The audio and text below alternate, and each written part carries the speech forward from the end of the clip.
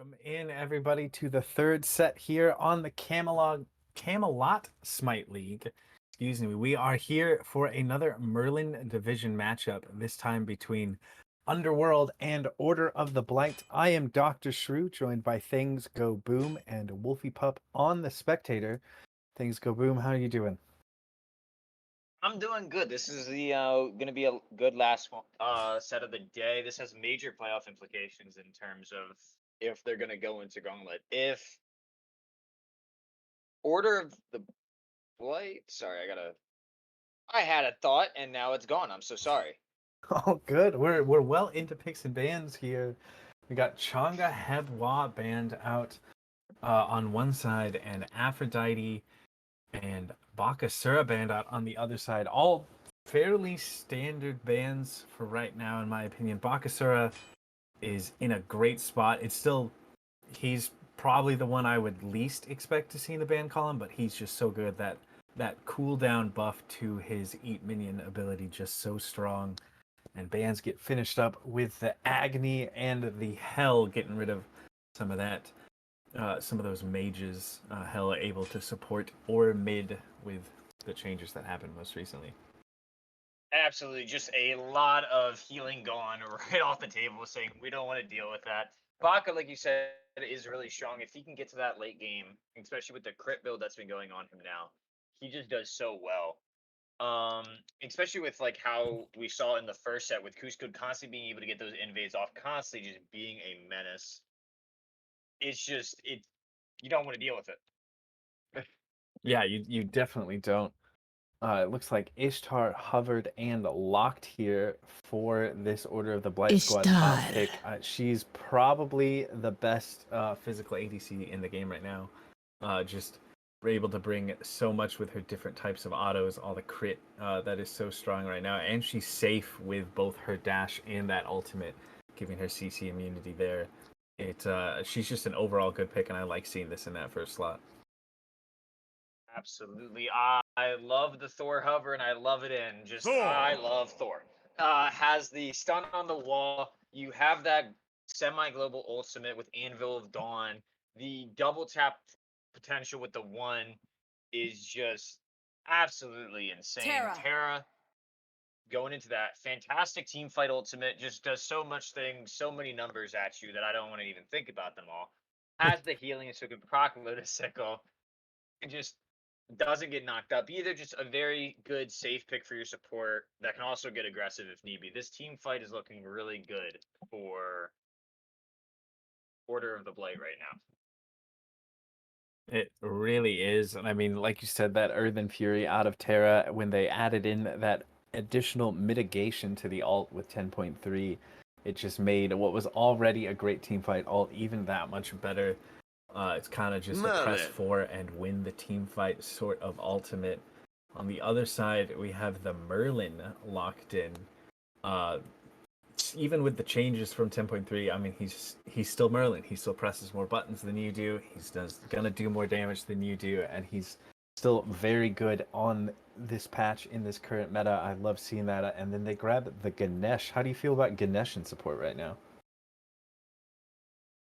He is a very straightforward god in support. That doesn't necessarily mean he's bad. He's going to be able to help silence the Thor 3, but if Morgan he's Le stunned at all, Fay. it's going to be easy to get that Thor damage off.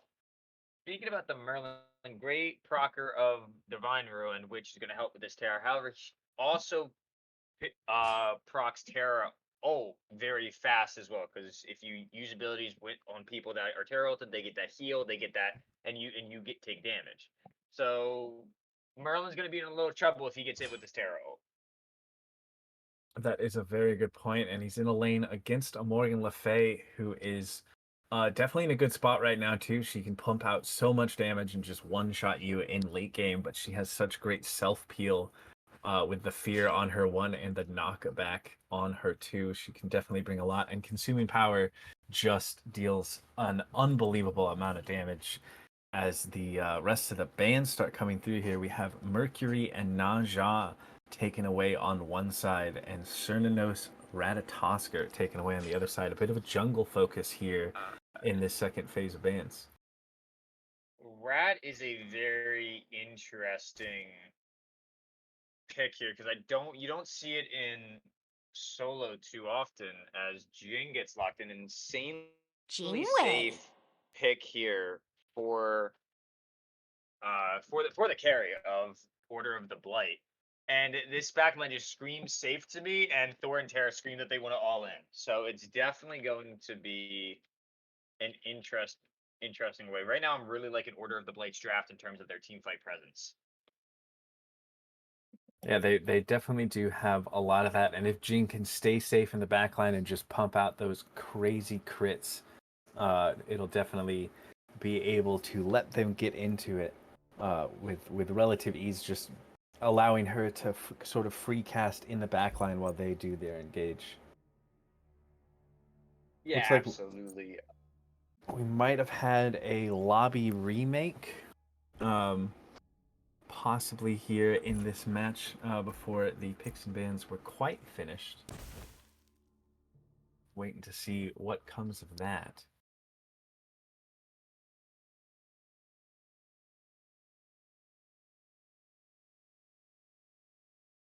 I think we will go ahead and cut to a quick break while the lobby gets remade and we can get back into there, but don't go anywhere. We got a very important Merlin Division matchup coming at you in just a few moments.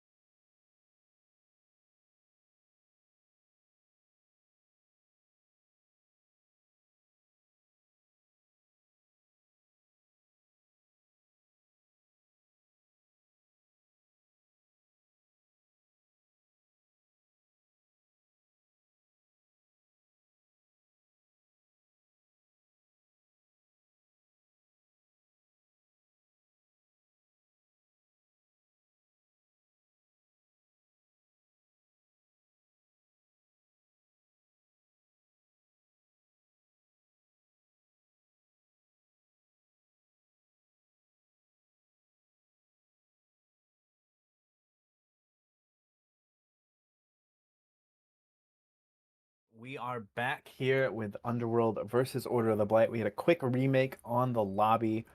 Teams got their last couple picks in. It looks like Underworld opted to pick up a Fenrir and a Susano for their last two picks. I assume this is going to be a Susano solo and Fenrir solo. Apologies, and a Susano in the jungle. And then it was Order of the Blight picking up Hunbats with their final pick. Yeah, like which means it's Thor solo as well. That's pretty interesting. I do still love Order of the Blight's 5v5 engage team fight everything. I love it for them because you have a Humbatzel that's gonna burn beads, you have a Thorald that's gonna burn beads, and then you're gonna have a Terror that can follow up pretty well against it, and a Lefay that can also follow up pretty well with small CC that can really help if their beads are down. So I think late game, if Order of the Blight play this comp the way it's supposed to be played, they are just going to absolutely steamroll. However, I think Underworld have very good pressure in the lanes that they have. They have a very high pressure dual lane in Ishtar and Ganesh. They have a very good pressure, probably about even in mid with the Merlin versus Lefay.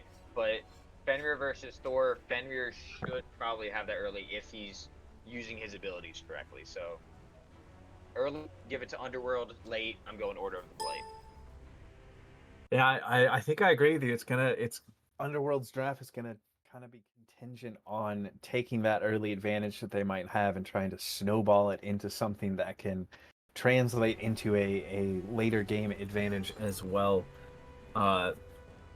Thor and Fenrir in the lane together is an interesting solo matchup that I can't say I'm too versed about with who might have the advantage in that solo lane there. I know Thor will probably have an easier time clearing the wave safely with that hammer toss, but is there one of them that you think has kind of the upper hand in this solo matchup?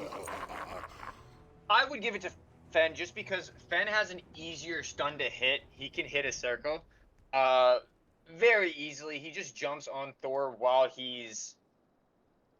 Thor is doing that 3 to clear. Because Thor will need to 3 to clear. Once he's doing that, Fen can just jump on him, stun him out of that, and then 3 on him himself, and Thor can't really get away from that. So I would definitely give the edge to Fenrir, especially early. However, late game, it's once you see that level 10 mark, I would say, look to this Thor to start rotating out, trying to force something in mid, kind of like a Chernobog, but just with a much smaller range. Definitely, yeah. That Anvil of Dawn brings a lot of threat and presence to other lanes that the Fenrir can't quite bring from the distance that Thor can. If we take a look at the dual lane for a moment, we see a bit of a different starter item setup choice between these two hunters. It looks like Noxus on this Ishtar opting to go for that Hunter's Cowl as the starter item, where Poseidon on the Jingwei is instead deciding to go for that Gilded Arrow, which makes a lot of sense to me. I feel like Jingwei wants all of that crit, wants that extra gold to just kind of farm to get to that late game hyper getting a bit faster, and then with Ishtar, the extra attack speed and everything else, the stat stick of Hunter's Cowl, at least makes a lot of sense to me. No, I completely agree. Crit is Jingwei's thing. That's her niche. That's the thing that she feels. So getting gilded is going to be very nice. It's also going to help her not fall behind early, even though, like, as you see, Jing does not have a lot of pressure in lane. But if you get those gilded arrow procs and you're constantly getting those gilded arrow procs, you're not going to lose out on gold, even if minions do fall into tower. Yeah, exactly. There's no way Jingwei Terra is going to be able to keep up with the pressure that Ishtar alone can bring. As we see a lot of damage coming out of that Brutalize onto the Thor, but a dash in from Noxus over here, definitely trying to just set up that aggression for this Underworld Ghost team. Also trying to set up for a possible gank from Draco here on the Susano. He's being patient, spending a lot of time waiting over here, and it does look like it might pay off as Order of the Blight's duo side does step up, but they are able to safely get back under tower. Jingwei's so safe, so hard to deal with, but the brutalized damage is just not enough. First Blood actually goes to Spades on the Thor before dying to minions. And Poe the Bro getting the credit for that kill. I think they both died to minions.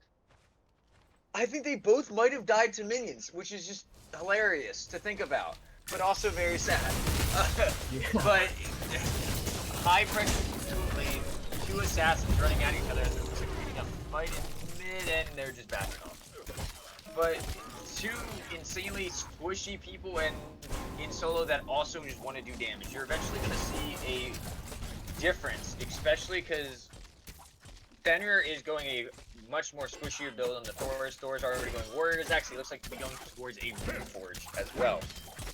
So he's going to be a lot tankier once you hit some. And so I would look to the Thor to probably start taking those fights and start actually winning them, because he will just have the tankiness to survive. He will indeed. I mean, you can see it right there already. Poe the Bro, even a level up, already taken half of his HP after they both made it back there. They both did end up falling as Ganesh is super low here. Draco Lull does not manage to get out in time. Poseidon getting credit for that kill, giving a Jingwei an early kill, helping her get towards that late game even quicker than expected is quite a big deal as Poe the Bro puts down spades in the solo lane. Looks like there was some help there from Draco on the Susano, and now that's 2 deaths for this Thor. Fear no evil just off the mark. A great flicker out of Ice the Cool to get out of that one.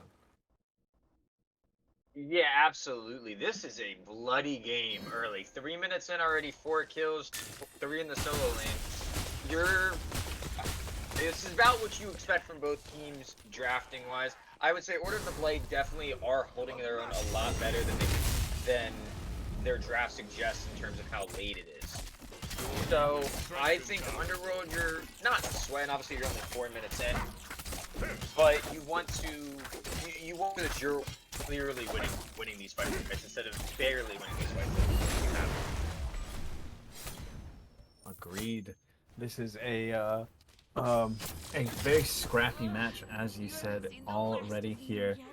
Ice the Cool very low under his tower, still stepping back up again. Here comes Consuming Power, but once again the flicker is good to get him to safety. Rich just using the rest of that ultimate to deal some damage to those bastions there.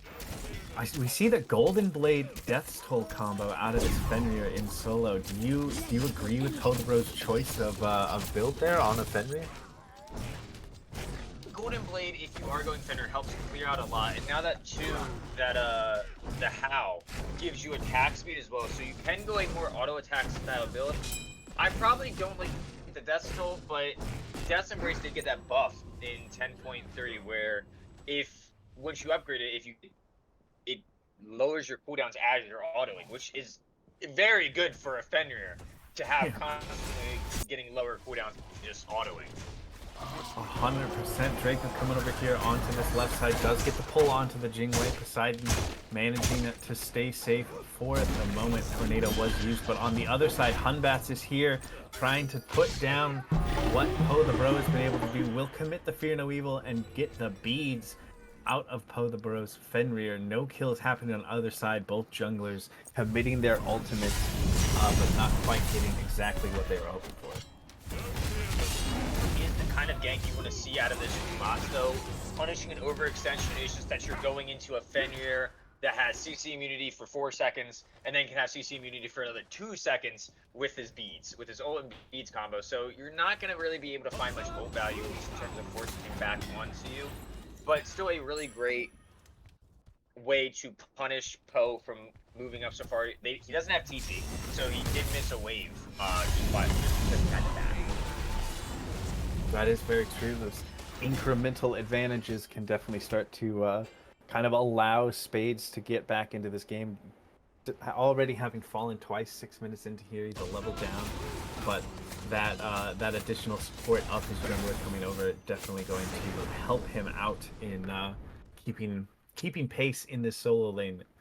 He did end up going that Rune Forged Hammer that you correctly called out there, so he's going to be a bit tankier and a little harder to deal with even when he's maybe a level and a half or so down.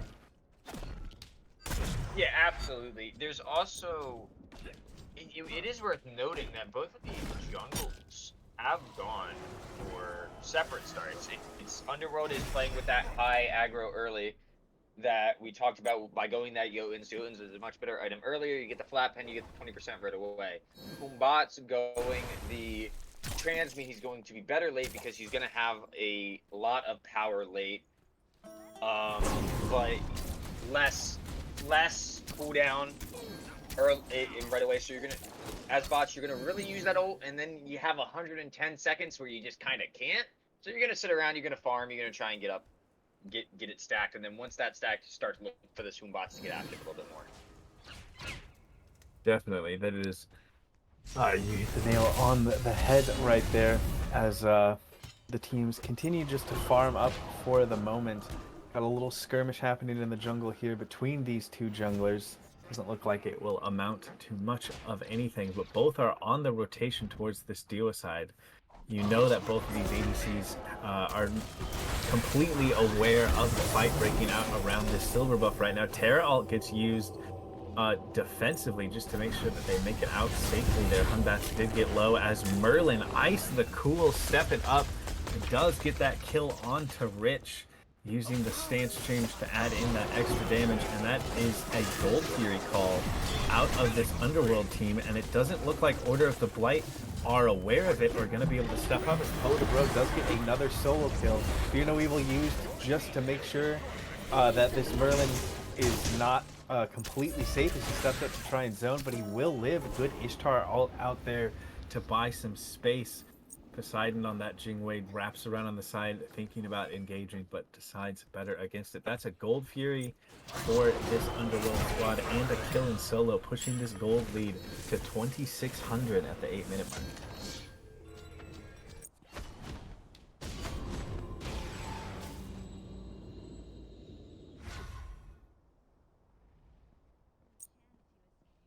Experience not quite as bad as it could be, considering where things have been on the map so far.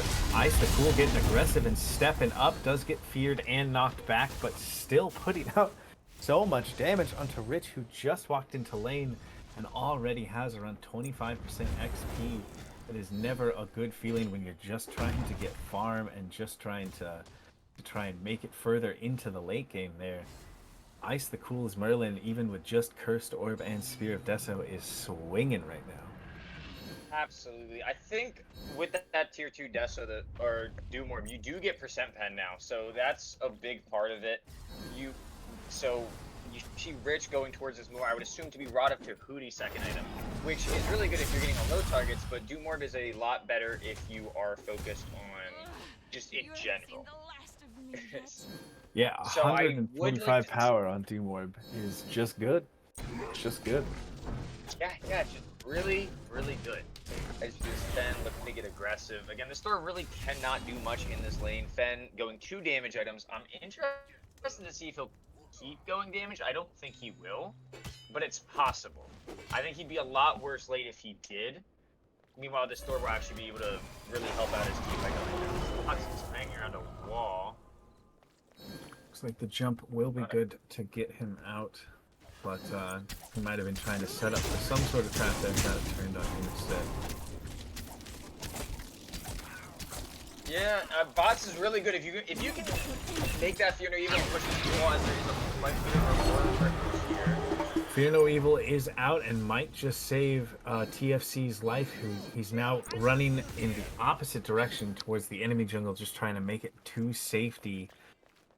Trying to see if he can get the back off. It doesn't look like Underworld know exactly where he is, so he will be able to make it out safely, as does Dirty Bubble on the Terra. Could have been a lot worse there if TFC wasn't quite as sneaky as he seems to be on this Humbats. Yeah, definitely taking these fights again. I wouldn't be taking these fights if I'm this bot. So right now you are going against the Susano, who has flat pen, who has 20% more cooldown than you. His cooldowns are just going to be up more. So unless you can one-shot, which his build is not leaning towards right now, because he is going this Bloodforge second, it's not really going to help. I would have actually liked to see a Hydra's second here. Hydra's meshes so well with bot's passive of also doing more damage. As soon as you use an ability, you get more damage on it. That's what Hydra's does anyway. So it's just doubling up on it. This Thor already having tier 1 down does not feel good. I'll tell you that much. No, it can't, and I mean, you can see how confident Poe the Bro is, just standing in front of the Terra, knowing that there was nothing that could be done to him, even if Spades had came over to help on that Thor.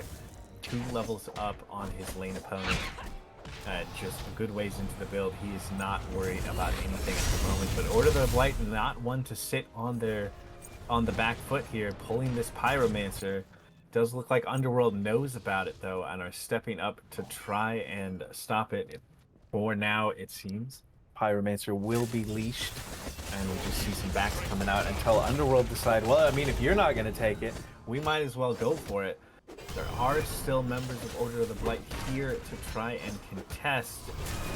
Very slow going. Ganesh just holding it. Thor is something of these Anvil of Dawn and Fear No Evil can go absolutely ham in the jungle. And it is so far Terra Alt as well as Typhoon come out, but Poe the Bro picks up TFC and knocks him down. Meanwhile, in the mid lane, Spades getting a kill under his belt again as he drops Ice the Cool, Terra just getting through that Ganesh ult without falling. But Susano isn't done yet as Draco tries to turn something back around, but Rich with a great Sigil Mastery does pick up that kill onto Draco, consuming power used as well there at the end. And after the dust settles, that fight definitely in favor of Order of the Blight, and Pyromancer still stands. Absolutely. Anytime you can get an even trade with the team that's ahead of you, that's always going to work out in your favor. Mm-hmm. I would like to note that Rich did not go the route of Tahuti. He went Chronos Pendant, which means he has 40% cooldown, which means he's going to spam, and spam some more. So that ultimate's going to be on cooldown right away. His abilities are going to be, he's going to use them and then have them back 2 seconds later. It's just going to be so hard to actually lock down this Morgan Le Fay right now for Draco, for Poe as well. Yeah, it's definitely good in the moment. I do worry a little bit that it might not be as good late game, not opting to pick up that Tahuti or the Doom Orb in that third item slot. And with the already at cap for CDR, he's kind of put himself in a position where he almost needs to go alternate timeline, which isn't always considered the best starter upgrade for Sands of Time. But I mean, it's working for him right now. He's doing a lot of damage in the moment, and he will have all of those abilities up very quickly in these next few team fights. So we'll have to see if how it works out for him. Yeah, absolutely. It's not the worst. You're just gonna be able to spam more. I like alternate timeline. It's not exactly good once you use it, but before you use it, it feels real nice. You're like, yeah, I could die. I could die and I'll be fine. It also gives you protections. Like it's got some good nice stats. stuff Yeah. to it. Yeah, I'll give you that. The I like protections is nice. The protections is nice. Just make you just slightly tankier as we come back out of the pause here. Everybody back in the game for the time being. Both ADCs look like they're heading in the same direction for the builds. Bloodforged into Boomerang Blade into what I assume will be a Demon Blade, but it could be an earlier Deathbringer, I suppose. As Terra doing the Lord's work here, holding this wave for his Morgan Le Fay and tanking up all the damage from Merlin and Ganesh at the same time. That poor Terra. You don't appreciate supports enough. No matter how much you appreciate supports, you don't appreciate them enough. I'm gonna tell you right now. Everybody out there, love your support players. They're doing so much for you. It does look like a bit of difference as an Ishtar dashes into a Jing, misses it, but it looks like a bit of a difference in the support mode as well. Stone of Binding second as the Morgan Le Fay does get blinked on.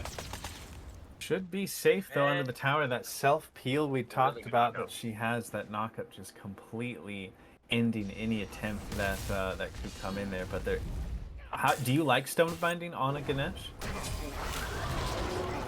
As Nox takes out Poseidon's in a solo kill over there in left lane, not really giving us a chance to talk about it as the blink forward from the Hunbat. Fear No Evil is good, and overhead smash will secure the kill onto Draco there. They are in a bit of a pickle now though as the rest of the rotation come through from Underworld. This Hunbat is slippery though, and does look like he will be able to make it out. Anvil of Dawn was used as well, lands on top of the Merlin and will confirm that kill on Ice the Cool. Very good fight if you're Order of the Blight, and well timed because that gold fury is right there and available. Poe soloed the Pyromancer. Huh. Did he? Oh, I completely missed that. Yeah, he did. Wow. That's the benefit of having grit and lifesteal, I guess. That's an insane amount of lifesteal for him in that build right now. Yeah. So gets full damage, does work out occasionally. But no, just a great fight from Order of the Blight, hands down. Humbats being able to get out of that, perfect use of his relics. The blink on Susanoo was great, and the beats to get outside where he wasn't actually hit with any of we could actually CC was fantastic as well. Now, going back to what we originally said before that whole thing started, the stone of binding on Ganesh is I like to say interesting because it's not bad, but most of the because when you're chewing someone, they're gonna get that proud shot, and also when you 3M as well. But I just feel like there's better items that you could go in this. Like I think a gauntlet to help your team to get more protections would be better as well. As it looks like Noxus is getting jumped on. Monkey doesn't land on him. That's the end of that. I think that Binding has had that time where it can be really good, but I think there are a lot better items that could go right now in the past. Another Fear No Evil and the Earthen Fury coming out here as we see this Hunbass jump onto the Merlin. Good Aegis to get out some of the rest of that damage. Rich, though, does manage to drop Ice Few, but not before he drops TFC in return. Good knockup again out of Rich, but not enough to save his life. Noxus coming in. These Ishtar shotgun autos are doing a lot of work. Draco will get the last hit there onto Dirty Bubble, ending in a 2-for-1 trade in favor of Underworld. Anvil of Dawn just in time to get him out. Those Fenrir autos are hurting right now. Definitely something to be worried about from this level 18 Fenrir that Poe the Bro has in solo. Absolutely, that's what 3 level differences. It looks like they're going for Fire Giant. They have to shred for this. They do. I mean, 2 people with crit. They have the level advantage. I mean, this is 18 minutes, but look at how fast it's burning.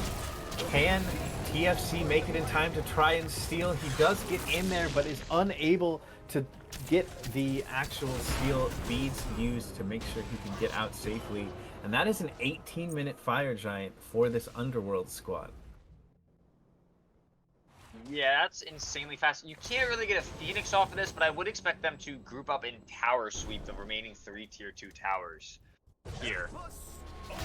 It looks like the Thor has gone and said, alright, I tried tank. I tried, he's beating me with damage, I'm doing damage. So, it's definitely insanely interesting, and I don't think it's going to be helpful. I'd rather than just see him commit. You're going to hurt now, it's going to be better later. Poe the Bro just picked up Deathbringer and even got the Envenomed Deathbringer, opting to get that glyph right away too. If he was hurting before, he is going to absolutely shred now when he has this. Now that this Deathbringer is online, his crit chance is going to be insane. He's going to be critting often, and he's going to be critting hard. And if you add in the extra bonus that he gets from popping that howl, and then the stun he can land on you, brutalize to make sure you stay on top, he is an actual problem for this Order of the Blight squad right now. Absolutely. Underworld has done a fantastic job of just taking what levers they got at the beginning by having these early aggro, as Humbats is blinked on and just deleted. Goodbye. You got blinked Susanoo-tu'd, and that was your life. Yeah, just a little bit too far forward there. I mean, trying to get to the farm where he can get it. As Rich gets a good combo there. That Sigil Mastery got 3, putting a lot of damage up. That does slow down what Underworld is able to do on this siege for these tier 2 towers. I don't imagine it stops them from getting what they want, but it does buy time. That's very well done out of the mid laner. Absolutely. If Order of the Blight are actually able to group up and 100% defend as a team, these tier 2s, they can probably keep them. You have fantastic base defense with this squad. You have a Morgan Le Fay that, as you just saw, if a Terra is able to get a stun, is just going to delete someone's HP. You have the Fear No Evil. You have the Anvil Dawn to punish any people who overextend and separate them from their team. So it's just a matter of being able to get all of these pieces to fit the puzzle. Fight breaking out here in mid as we see the damage coming through. Good Pillars of Agony, but a better Typhoon lands onto TFC there. This Terra seems to be in quite a bit of trouble in between 4 and will end up falling to Ice the Cool, but Spades was up in that Anvil of Dawn, not quite enough health to do anything about it, and it didn't seem like Rich even knew Noxus was there. Backing in between the tier 2 and the Phoenix there, just gets absolutely blown up by Ishtar ult and sent back to base the long way. Just caught shopping. He was definitely in that shop. He was like, all right, this is what the plan is. Okay, we're going to do this, and I'm dead, boys. Okay, so in 30 seconds, this is what we're going to do. This is going to be a clean sweep of towers, which is exactly what Underworld wanted when they got this FG. So you're going to look to see them back here. FG spawns relatively soon, I think in the next 20 seconds. Go put all the, get vision, and then just hit it again, because you have all this gold that you just got from hitting 3 tier 2 towers, and you have a 10k lead now. It is quite the deficit that Order of the Blight find themselves in, trying to see if they can claw their way back into this game. Fire Giant is back on the map now.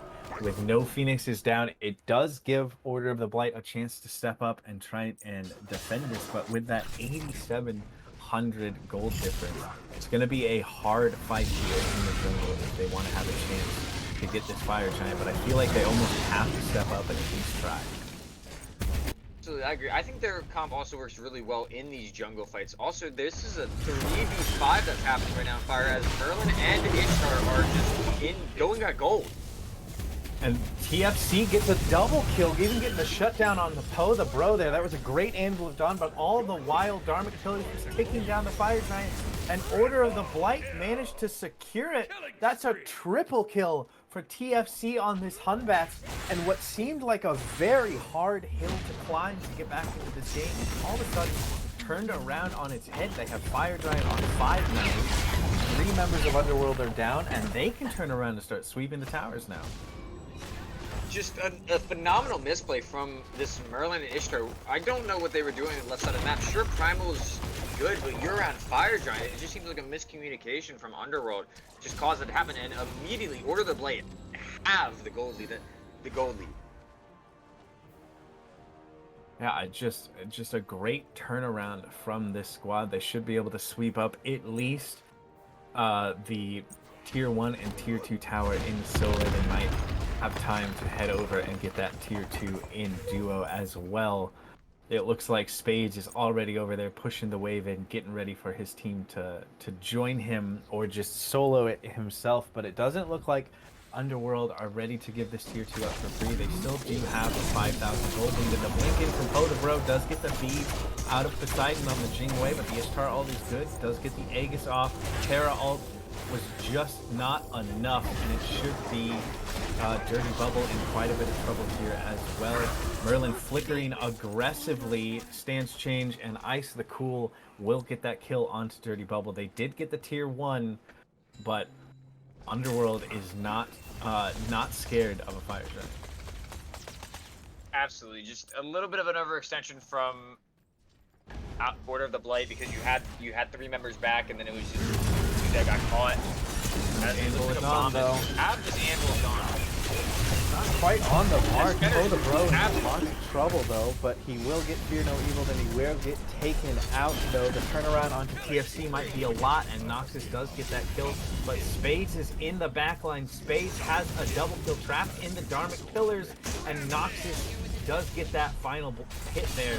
Here comes Rich and Noxus battling it out, though, and Rich will get that kill, shutting down Noxus for the moment. It did look like Draco tried to come in to help save his hunter, but was unable to do so. The bird still stands in mid, and this Order of the Blight squad take that fight pretty cleanly. Yeah, absolutely. Just a great base defense. That's what I was talking about, where you have the Fear No Evil, you have the Anvil of Dawn, you have these great defense base tools, and if you can make all the pieces fit together, you're just going to have a cleaner fight. That's exactly what happened. Order of Blight did a fantastic job of punishing Underworld's over-aggression, which they've done twice now.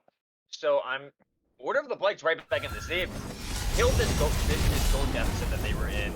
you only hit level 20 once. Everybody's about to hit 20, so it doesn't matter anymore. Your support's 15, so she gets starter upgrade, and you're sitting pretty. If you're Order of the Blight, your mental is completely saved. You're like, whew, all right, we got through the roughest patch. We're chilling now. But if you're Underworld, I'm starting to sweat. This is not the place I want to be. I want to have a lead. I want this game to be over with already. 26 minutes? No, we don't want a 26-minute game. I want a 15-minute game. Agreed. Fear No Evil is used there onto this ADC. Lots of damage going both ways, but the Dharmic Pillars is good. Poe the Bro getting credit for that kill, but the Anvil of Dawn does connect. Draco drops Poseidon. Lots of kills happening on either side here as Icicle drops Spade. Low health bars for Dirty Bubble on this Terra. Can he make it out? Good stun and a better fear out of Rich does save their lives. But it's a 1-for-3 trade in favor of Underworld. It seems like they decided to bounce back there, just as you were talking about them being worried about the mentals. They stepped up and said, no, this game is still ours. So I think they did it. I think Order of the Blight had a great chance there, but taking a fight when you're mid, who has top damage in the game now, was not with you is not exactly what I would call very great thoughts. It's just you win the jungle fights, but only if you actually have your damage. So I don't think if you're Order of the Blight, I'm sweating too much. I'm just saying, okay guys, let's just not do that again. Let's make sure we're grouped as 5, because that's how we win. If we get into these 4v4s, these 4v3s, we're just gonna lose. And the 5v5s is where we win.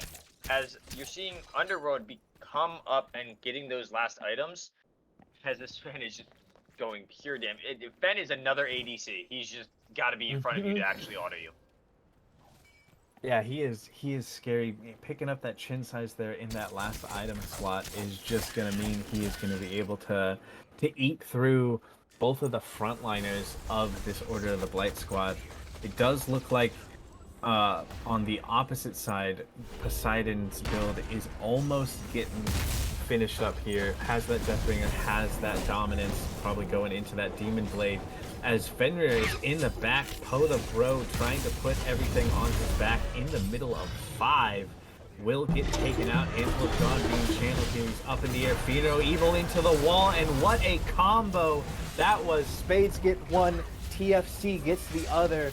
The Dharmic Pillars did not matter. It was not enough, and the chase is on for this Ganesh now. The blink in from TFC on the Hunbats as he does jump through and will get this kill. The dash is good. The monkey toss was just off the mark.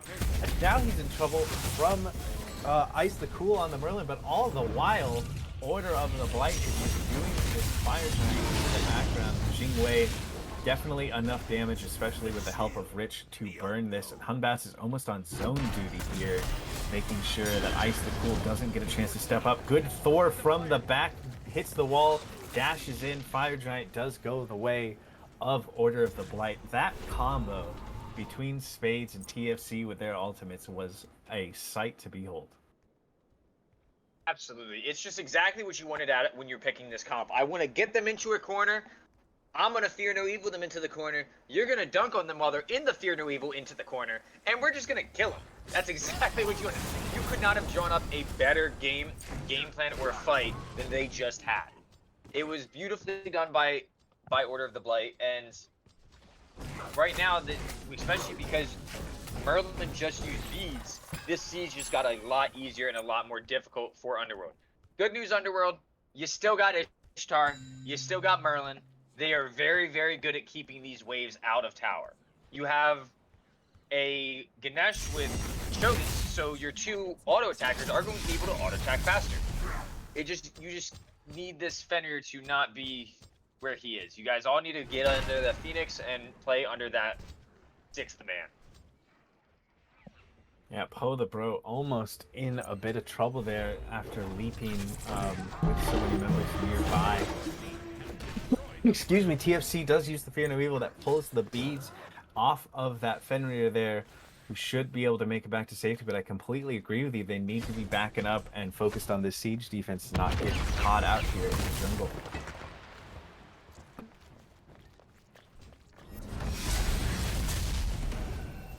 Excuse me, drank something wrong there as the siege does continue on here. Terra ult used really early in this fight as they step into the left side. Phoenix here, good jump in, and the Garnet Killers do come out. Oh, the bro picking someone up, but it is Ice the Cool who gets TFC. Draco falling on the other side, 1-for-1 so far. The bird's taken maybe 10% health, but Rich gets the final blow there on Ice the Cool, as well as doing a lot of damage to Draco. The Draco. Oh, the bro, though, turns around the kill onto Dirty Bubble, and look at him swing with these crits. My man is doing so much damage with this auto-attack Fenrir build. Rich gets the kill onto Noxus, but Poe the bro makes him pay for it. That is a deicide for Underworld. All of Order of the Blight falling, and they didn't manage to get the bird. You know what Poe's saying after that? Not even close. Yeah, I had that planned. Just, you saw what happens if this Fenrir, no support for the Fen because the Terra died early, and the Fen is just able to run rampant, and we saw exactly why they went this style of build. Just able to chain one kill to the next, to the next, to the next, getting the movement speed from Bloodforge, getting just constantly critting because you build Deathbringer and Demon Blade, which. And then always being able to use these as he's going to try and solo the Oni Fury, and I honestly think he can do it because he has Death's Embrace, which is also allowing him to have his 2 at a very short cooldown. So even if he didn't build any cooldown, because of Death's Embrace new passive where it gets every auto you get 0.33 seconds off of your abilities, you're just constantly able to chain abilities very well. All right, look, the healing that he has is insane. We saw he had no health when that skirmish ended, and by the time he made it up to the Oni Fury, he was full health and stayed there the entire time he soloed it. It's just going to be so hard for Order of the Blight to deal with him, and we saw exactly why in that last fight there. Fortunately, if you are Order of the Blight, yes, you didn't get the bird, but Fire Giant's back up. You still have all of your members are alive for this. Your relic situation isn't looking quite as poor as it could be. The Oni waves are coming down, but they definitely have a chance to step up and contest this Fire Giant. So the Thor said, "Ho, I've seen what you've done on the damage solo. I'm gonna do that as well as the Magi is forced from this box." As he sold his breastplate of Valor for Erendite, and as this Fire Giant just gets shredded. Underworld take that with ease, but Dirty Bubble does get the shutdown onto Poe the bro there, stopping him. Anvil of Dawn was used, but Spades is unable to deal with the Merlin. Ice the Cool, very healthy after that fight as well, putting out so much damage. Both of these mid laners topping the damage charts, and they are doing work here in this match. Spades the only one falling for Order of the Blight, and Poe the bro the only one falling for Underworld. But Underworld do have this Fire Giant, which is enhanced now as they line up to try and start the siege here on this mid-bird. Fear No Evil, though, is good. And Dirty Bubble gets credit for another kill. Typhoon knocks up 2. But it looks like we could be in a bit of trouble here for Ice the Cool. He is low, and he is backing up. The mid-bird still stands, and I have to say that was TFC's incredible Fear No Evil there to make sure that that siege went their way. That defense went their way, excuse me. Just absolutely just beautiful siege defenses from this. The bend, don't break mentality of Order of the Blight has just been phenomenal and on display this entire game. As their Thor has decided that tank does not exist or need to, and to go full damage now. He has sold his 2 tank items. And I'm assuming the Runeforge will be next. Interesting thought process. I will say that much. I don't know if I agree with it. I don't like the items. If you're gonna go full damage, I want to see a Jotuns there definitely, because right now you are sitting on 20% cooldown when Thor is one of the gods that wants cooldown the most. Granted, your home home boxes as well. But I would have liked to see a little bit more cooldown. I definitely want to see a Jotuns. If he solos the Runeforge for a Jotuns and just fully dedicates to going damage, I would like it more. Yeah, I assume it's got to be. I mean, he's not tanky enough to live through the crit of either the Ishtar or the Fenrir. So just opting to say, well, if I'm going to get blown up anyway, I might as well have a chance to blow you up in return. I agree that I feel like selling the Runeforged for the Jotuns is the call if you're going to go this damage route. But the EFG is still around the belt of all of these Underworld members, and they're getting ready to step up to this mid-Phoenix and trying to see if they can't crack the base one more time. Absolutely. Again, I mean, Order of the Blight's comp hasn't changed. Their terror is out of base, but the Order of the Blight's comp hasn't changed. You have this Humbatso, you have the Anvil of Dawn, you have the Terror. This might be the last fight that we see, as every single tower is down besides for the tier 2 and right. So whoever, if this is a clean fight win for Order of the Blight, they can just push down and win this game. And we're Sword is up in the air. 4-1 split between these two members. Anvil of Dawn is getting charged here. He does opt to land on Poe the Bro. Fear No Evil is good, and overhead smash will secure that kill. Meanwhile, in mid lane, Terra Alt, Earthen Fury coming out. That mid bird is still alive, but very, very low, as Hunbath is once again trying to get into the backline. Rich does get the kill, and Fades gets a kill on Noxus as well. That is a double kill for Rich, 4 for absolutely nothing for this Order of the Blight squad. Beads from Merlin, and the Flicker gets him a little bit more safety. You can see the damage that he's able to do to Spades, who's now opted for more, for less tankiness, but the chase is still on, and with that wall, that should spell the end. A good Flicker from Ice the Cool, who actually turns around 2 while he's getting chased. He will live and turn around 2 kills, as well as lowering the health bars of the rest of the team. Did he just save the game? He absolutely did. Tara, what are you doing? Your team's not there. Get out of there. Ice the Cool absolutely saving this game. I don't know. The DR changes. Just let that man live, because he was stunned, and I thought he was a goner from the Thor. But he was just able to flicker out there. My man was spamming the 3 key. It was just a fantastic from Ice. He saved the game. There's not much more. There's just so much to say and not much to say at all. But I guarantee you, if that Thor was tank, he could have at least tanked a little bit more. But that's just me being salty. But still a fantastic fight from Order of the Blight. Even prior to that, the base defense, only losing your mid Phoenix when the entire team has fire, is very good. You saw, again, we keep seeing this in effect. Underworld cannot end. As long as Blight still has that Fear No Evil and the Anvil of Dawn, combined with this Terror, they cannot end. So if I'm Blight, I know I'm safe. I can go and test this fire, and I'm not really too worried about it. Even if I lose it, I don't want to overextend the start, because even if I lose it, I know I can defend my Phoenix. Yeah, look at Ice the Cool's player damage. He was behind Rich there before that fight happened, and now he is ahead by 1,000,000 as we do see the Fire Giant getting pulled here. Terror all comes out, as well as Dharma Killers. Underworld pick it up, but Rich drops Noxus in the process. A big person down, not having that Fire Giant. Definitely want your ADC to have it as the fight continues here. Hunfax is so low. Will we see the Ganesh kill? We will not. He does manage to make it out safely. The same cannot be said for Drakul, who I, for just a second, thought again we might see a Ganesh kill. TFC getting that kill there with the Sacred Monkey Toss. Underworld got never the seen Fire a Giant. more kill hungry. Yeah. Not even I. Ganesh. I'm gonna be honest. I still like the play. He was dead anyway, right? Might as well go for the kill. I like it. He was just, you don't see Ganesh usually be in that kill hungry. I want Fads to sell the rules. I want it so bad for him. Just go. Commit to the full damage. Underworld shreds this. But still a great fight for Order of the Blight.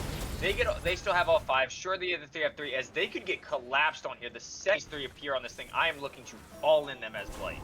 Agreed. And I mean, They they did take did. Fire Giant off of the two most important members. We do see Anvil of Dawn getting charged here. They know it's coming, and he does land onto that Merlin, but he's taking a lot of damage in trade.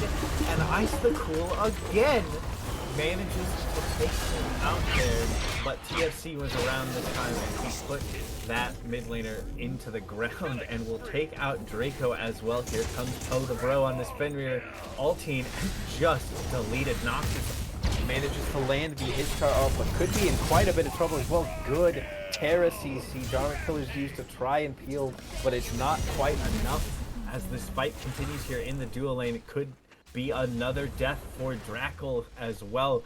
Good CC there with the meditation stun. I think that's what that was. As he does manage to get to his Phoenix there again. But there are four members strong here of this Order of the Blight squad, and they are moving into this left side Phoenix and should get it without issue. They This do have fire minions heading in though. this could be game. This could be game though. You're at 20 seconds on the Merlin. You have good strike with the Fae and everybody.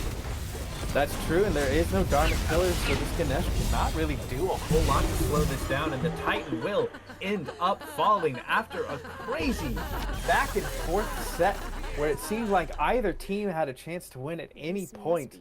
Order of the Blight will take game number 1 in this set here today. Yeah, just a great bend, don't break from Order of the Blight. Just constantly defending those Phoenixes, constantly barely winning fights until eventually you can just all in clean wipe, get the 3-for-1 from a overextension from this Underworld team, and then just clean sweep left Phoenix until the end. Just beautiful siege defense and follow up from this Order of the Blight team. Agreed, and I mean, even though they got the victory there, I really don't know if you're Order of the Blight, you've just won game 1, but do you let Ice the Cool have Merlin again? Because he looked incredible on that pick, 55,000 damage. Absolutely. I probably would, because Merlin does a lot of damage, but as you saw towards that end, there was that one time where they couldn't kill him. But Merlin is very vulnerable to getting dove very easily, especially with the bots, especially with the Thor. Granted, you're not going to get 2 assassins every single game, especially not to the level of this Thor and bots. I don't expect them to get the Thor the next game. That's about as many notes as I have. Yeah. Well, I guess we'll find out what ends up happening in Picks and Bans for game number 2 when we come back in this Merlin division matchup. You definitely don't want to go anywhere after that first game. We'll be back in just a couple moments.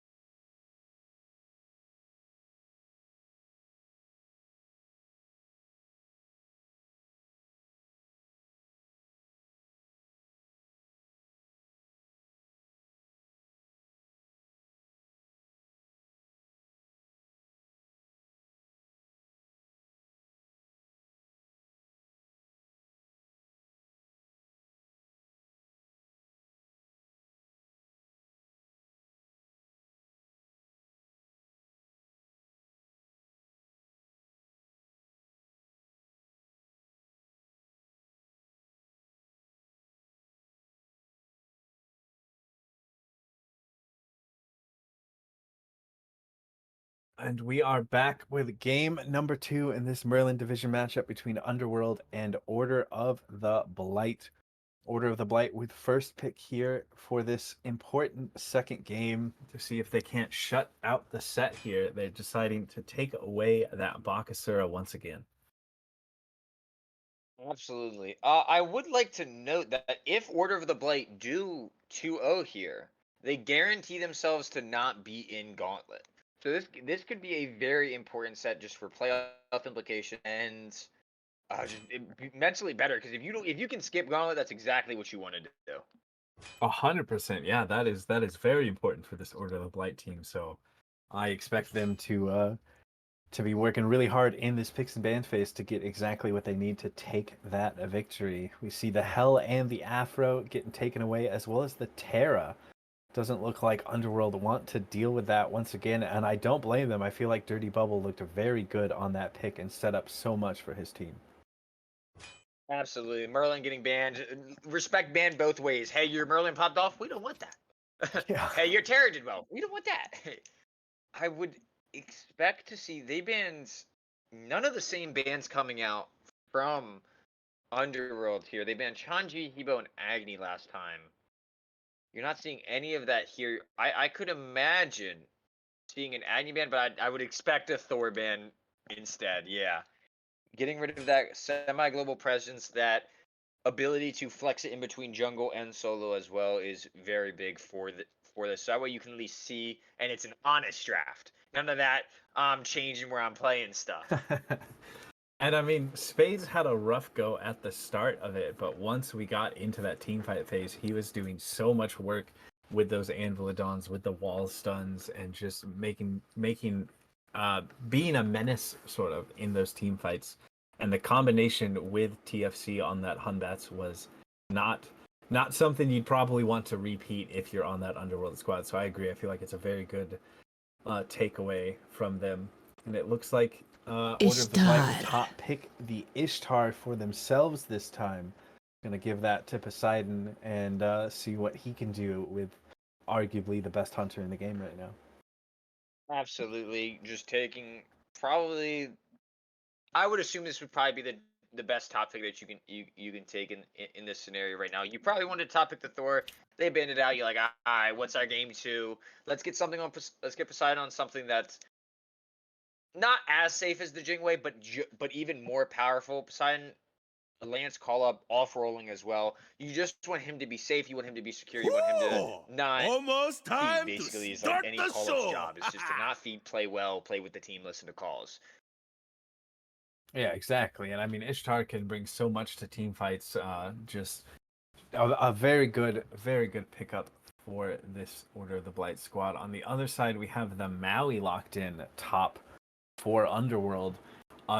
Just a very versatile support right now. He's able to do so much. That Solar Leap can set up so well for the team, and then if a landfall is placed correctly, it can just completely shift the entirety of a team fight in favor of the team that has that Maui. So I think it's a great response there to pick that up first. Absolutely. The bubble as well, just being able to TP, giving prots out. Just if you go a prophetic or a gauntlet on this Agni. god, you're just gonna give out so many prots to the people around you. As an Agni locked in, this was banned by them last time. Picking up the Agni here, giving it to Nice. Draco? Oh, Ice. Yes, Ice. Giving it to Ice. He did on the Merlin. Agni just is Merlin, but Saber. Oh my God! Please, please. No, you can't do this to me. Agni, insanely safe. Can drop bombs from a mile away. Stun as well. Great CC. If that Maui jumps on someone, you're gonna be able to. They get stunned from the Maui. You stun them. They're deleted. There's also has great follow up to the landfall, because if you can landfall them into your stun, it's just a better. It's just great as a CC chain that they're just gonna be deleted by as Cabrakan. An early Cabrakan lock-in. I feel like Cabrakan's good at like sort of counterpicking in the bottom half of the draft. They opt to take it second. And with that Ratatosker locked in as well, I assume this is a support Cabrakan coming out of this Order of the Blight squad. How do you feel about Cabrakan right now? I don't think it has a very good matchup into Maui. Because I believe Maui can stun it with his 3. I think he can end the tremble, sorry. He can end the tremble with his 3. I think he can end it with his 1. Mm-hmm. So this duel just got a lot worse in my mind in terms of being able to survive it. And I think what they did pick it for is they picked it for the ult, because if you can wall someone in, especially an Agni and especially a CERN that can't get out of it, it's great. But I would rather, if you want the walls, to go towards an Odin. Just even if you're comfortable with it, just as an Odin support. Odin support's not terrible. It's not great. It's not terrible, and it's probably better than Cabrakan in terms of lane pressure. The Rat, I believe, would be going solo, semi-global pressure, just like the Thor. Please go tank on it. I don't think Rat damage, especially out of the solo lane, would do that much benefit. Would give you that much benefit than a tank Rat would. This thick bark, double flurry is fantastic. As double jungle bands coming out from Light and double mid bands coming out for Underworld, and then a Loki lock in. Loki can go invis, and he can poke with his 2. He does that a lot worse now that Bluestone isn't as good, but that's about what I'm expecting out of this Loki. I mean, he always does have that threaten of like one shot once he gets some damage online, being able to use that ultimate to just kind of 100 to 0 a backliner. But it will be interesting to see what he's able to do. We have a Nox hover, hovering all sorts of things are the Order of the Blight. Toth getting hovered as well for Rich in this mid lane. I really like Toth right now. I feel like he's very safe. That dash is so hard to catch if he manages to get it off, and he just outranges you with the poke that his 1 through the window can bring. Not to mention Final Judgment is just incredible secure for both kills and objectives. And it looks like it will be the Toth that gets locked in, as well as Susano. So I think you must be right of this being a Ratatosker 4 spades in the solo lane, with Susano being the jungle. Yeah, I like the Toth pick as well. I think it's great. The Agni's one benefit is having immense range. Toth just does that better. The dashes are about the same. Toth is kind of just like Agni, except instead of 3 bombs, he has 1 judgment that he charges up. The Susano pick, heavy late game, but really good, especially into this team comp of the Agni and the CERN. Is that a... Huh. So this is Loki solo then. No, I think it's Kali solo. That's interesting. I would have assumed it would have been the Loki solo, but I think you are right that this is going to be Kali in that solo lane. Kali versus Rat is not necessarily a matchup I know very well in the solo, but we'll have to see what. Both have stuns. Yeah. Kali, as always, has an ult CERN mortal, which is very, very hard to beat in a game where you have to kill people to kill people. That's just how it works, yeah. But in terms of lane pressure, the Rat should have that in spades. And in terms of rotation pressure, no, but I like it. That's a good one. In terms of rotation pressure, he should also have a lot of that. You have the semi-global, like I talked about. You have the prot shed on this too, as he should be going towards the thick bark acorn, which gives you a double flurry. It prot sheds up to 24 prots if you hit all the things on him, and then it gives you double sets 48 prots that can be stolen and gotten rid of as Rat, which is very, very. That's a lot of pen to have on someone that's also tanky. I would say so. We definitely. But the Kali. Sorry, go ahead. Just the Kali also has pen. This is basically what I said. We saw that in an earlier set where the Kali has just went a build where she had 40%, and you're also getting that additional 20% from your passive onto your target. So you're getting 60%. So into a double tank, which is obviously what I'm hoping. Both have their pluses and minuses. It's going to be interesting to see how this lane should go.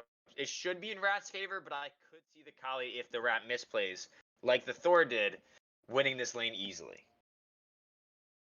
We will have to wait and see. Another difference between game 1 and this one is we have a slight roster shift and change for the Underworld squad.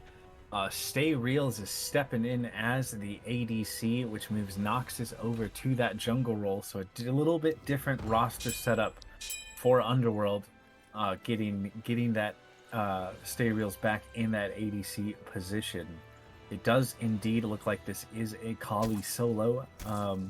So that will be something to keep an eye on, as Loki. I feel like both Loki and Susanoo want to go kind of late with their builds. Are we in agreement on that? Could be wrong. Yeah, although I don't like... Bluestone is so bad in the jungle right now, but I just don't see the value. Like, Loki, if he gets late, he can just Q someone, and it shreds like a quarter of their HP with the right build. But it's interesting to see him going towards his Bumba, which will give you sustain in the jungle, obviously. In late game, you can go towards that hammer or that spear. The Loki's got a lot of... It's got a lot of proven to me. I think it could go well, but I think there's a lot that can also go wrong with this. Versus the safer option of a traditional jungle. We will have to keep our eye on how things go for Noxus on this pick. Could be a comfort pick for him, something he's, very capable and used to piloting. That could work out in their favor. If we shift our attention over to the mid builds, both going a direction that I was not entirely expecting to see a Conduit gem picked up for the Toth over that Sands of Time. I feel like Sands of Time is just in such a good spot right now. So not opting to take that is a bit surprising to me. And on the other side, Ice the Cool is not heading into Deso or Doomlord, going for a book start. So it could be like a Book of Toth start that we saw so much on the last patch. Agni does proc Tabulate of really well, but I think just do more of Deso, Ratatouille. Those are the three best setups. As I regret to inform everybody, this Rat is damage. That is tier 2 Thistle Acorn, which gives you the 5 acorns that do damage. So it looks like he will be going full damage this game instead of the tank that I would like if you're gonna go Rat anyway. Also opting to pick up Eye of the Jungle there in the solo lane. How do you feel about the starter call for this Rat in solo? You're losing a lot of pressure in lane because of it, but if you go Protector late, that's just a lot more power that you're going to have over someone else. As Noxus you were asking for him to step up and prove to you why the Loki was good. Is First Blood a good enough start? I would say so, as we do see a rotation from Susanoo as well. TFC heading over to this dual lane, dashes in, but unable to secure the kill there. But Noxus is here as well in the left lane, getting the First Blood and not being comfortable with just that rotates over to hopefully get something to do, but unable to do so. Good start from the Loki so far. Yeah, this is hard to get a better start than first one, right? Like, maybe 2 kills, but there wasn't anybody there, as this Rat might die to Tick. He ends up not dying to Tick, had it been like 2 HP. But this is the problem with going this damage style, especially if you're going to go into a Kali, right? Why would you not just pick something else to go damage? Why not pick a Jing? Why not pick a Churn that's going to be able to rotate out? As Thought does hit this Agni for a lot. That's that Conduit coming in handy. That Conduit proc getting hit right onto the Agni, just deleting his HP. As it looks like Underworld is going for Purple Invade? No. But yeah, it seems to me that Spades was going a more traditional build as the Thor, but then we just lost to the Fenrir going damage, and you decided, okay, damage is what it is now. But I would have liked to see, if you were just gonna go damage anyway, go a damage character. Just go damage character and then just throw him in solo, and like Chernobog, like go mage, go like Anubis or something. I just don't see the benefit in going Rat and then building him damage instead of tank.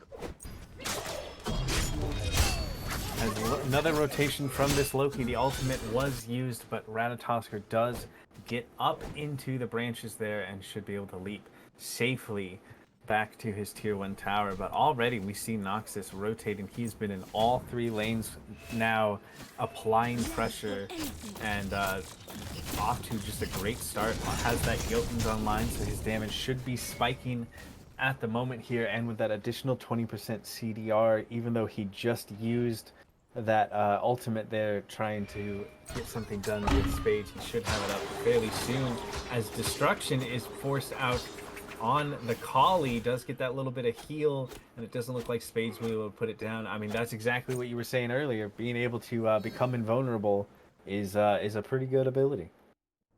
Yeah, very difficult to beat. The Thistlethorn is built now as Agni is rotating over this. He doesn't know. He knows now.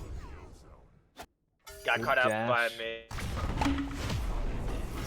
Oh, he actually turns around, does get the stun. The first ult was off the mark, the second ability was off the mark, but you only need 1 Agony Bomb, and Ice the Cool getting the kill there. But he's low and he's backing, and TFC is here. Quick Typhoon out of him to secure the kill onto Ice the Cool in trade for his solo laner's life, and he will make it safely back out as well.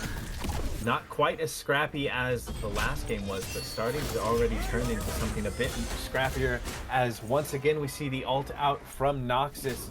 Lots of damage onto the Toth there of Rich, but unable to secure the kill. Yeah, I will take that trade solo for mid like every single day of the week, because solo, especially, like, you're constantly farming, but that's a lot of pressure that Rich was able to get off of it. And as we see, like, he was able to free farm for a lot of the time. His beads are down now, so that's both beads are down. But I don't really like that from Ice. You didn't really need to stay that long, and I definitely don't need to take the lazy back right or tower when you could have gotten underneath it. That's a good point. You can also see that you were correct in your call of what Ice the Cool would end up building. He is opting to grab that Tablet of Destinies that we saw so much in the previous patch. He is good at applying it, as you said. So he's opting to pick that up, at least first item. I assume that he'll pick up some of the more standard 10.3 mage items further along in the build. I don't expect to see something like a Book of Toth coming out from him, but we'll have to see what the Tablet of Destinies can do for him. Yeah, absolutely. This solo lane is one of the more bloody solo lanes that we've seen recently, honestly, that I've seen. I can't imagine this. I can't remember a solo lane that just actually just dies. This Rat is looking to rotate there. He has the semi-global up. He's in it right now. Does land onto 2, and Spades will get the kill on Ice the Cool. Maui in a bit of trouble now, as well as Draco tries to get out. Final Judgment connects, and TFC will get credit for that kill. A 2-for-none trade in favor of Order of the Blight after a very nice and early rotation from Spage on this Ratatosker, and now they're heading straight for this Gold Fury. It doesn't seem like Poe the Bro has any interest in following. He's instead shoving those waves under tower, getting those bastions, just doing what he can to get some extra gold in his pocket, since the team fight did not go the way of Underworld. And Gold Fury cleanly in the hands of Order of the Blight. Absolutely. It is very difficult to rotate with a counter or with a semi-global ultimate, but Poe doing a really good job getting those bastions. Probably he might chop this tier 2 as there's a fight breaking out in mid. I think he just caught the dash there, and it looks like he did landfall, unfortunately, off the mark. But that was a great setup from Ice the Cool, showing that Agni is definitely a threat here. And able to almost get that kill onto Rich's Toth as a little skirmish comes out here. We can see that the pressure is in favor of Stay Reels on this Cernanos. Every time we cut over, it seems like Poseidon is forced under his tower for the time being. Absolutely. These are the top two carries, at least in terms of God pool, that are in Smite right now. But so you're gonna see just constant pressure. Who can break what? They're threat intensity in terms of who actually has the pressure.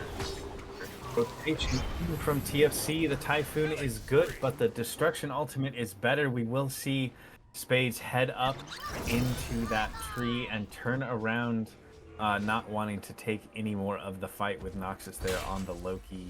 But now with Dirty Bubble here on rotation, the blink in, the walls are good, the dash in as well, but the Loki ult will save Noxus's life for the moment. It does look like he also managed to secure the blue buff for post-row there. So that's nice. Always secure the blue buff for your auto attack soldiers, as it looks like Poseidon will fall here into this. Just a great 2 ult combo from Stay Reels to just clean up Poseidon. That's also Poseidon's beads down, so I'm looking for Noxus to come over soon if given the opportunity. With Poseidon constantly being in that tower, though, it might be a little tough going forward. This Agony, by the way, is looking to go this Book of Thoth. So, very late game. I think Underworld said, okay, we tried the early game comp last time. It didn't work out, and they are just putting their pressure hard into the late with a very late game Agony build with Kali, who's extremely late, as it looks like TFC is on this Cernanos and absolutely just catches the dash with this 3. Meanwhile, 3 members are all over Dirty Bubble, who's still alive somehow, but Draco hits the landfall, securing that kill for his team. Assassinate out again onto TFC Susano, who turns around the damage with the help of Rich. Noxus falling there on the Loki. He did have that Hydra's up. I thought maybe he'd have the damage to get it done, but with Rich's rotation, it's just too much for the Loki to handle. Yeah, I'm wondering, what did this Loki level? Did we see that? Did he level the 1? Because it's usually what you want to do on a more damage-heavy jungle. Like, you want to get the one-shot potential, and he did. Okay. I just don't know if he actually was able to finish off the auto then. Really sad, but I mean, yeah, that's just the problem. You can't. You're all in on Loki, and then that's it. You either get the kill or you get killed. Thus is the life of the Loki jungle. 100%, yes. We do see Rich opting for the Chronos pendant there in mid, as Poseidon once again under pressure, forced to dash underneath his tower below half health here, just trying to farm 2 levels behind. He does have that gilded arrow, so he can try to catch up. There is a rotation here from Dirty Bubble, but the dash from Stay Reels should be good to keep him safe. Meanwhile, Noxus gets the kill onto Spades. We get double blinks and onto Stay Reels here, who does get the ultimate off, but TFC will punish him for even thinking that he got to live through that engage there. And Stay Reels falls for the 2nd time this game. Noxus getting the kill onto Spades, though, is helping this Kali set herself up for the late game even further. Absolutely. She was falling a little bit behind. I think she was a level and a half down. That kill just kind of these 2 going TP means that when you kill them, it's going to take a lot longer to get back to lane than just respawning and boom, I'm in lane already. It's I'm respawning and I gotta walk down like everybody else. This is not what it's supposed to be. So as Bob does get dove on, takes so much damage there. Luckily, it didn't seem like Noxus was able to fully get in and take advantage of all the poke and setup that his team set up. Landfall almost catching Rich, who has a good dash out, but here comes Assassinate. Beats Aegis out of Rich, will let him live for the moment as Ratatosker lands onto this Loki, who's in a lot of trouble, and Spades will get the kill on Noxus at the end of the day there. Now, Order of the Blight heading towards his Pyromancer. Draco and Poe the Bro are aware of it, though, and start the counter engage.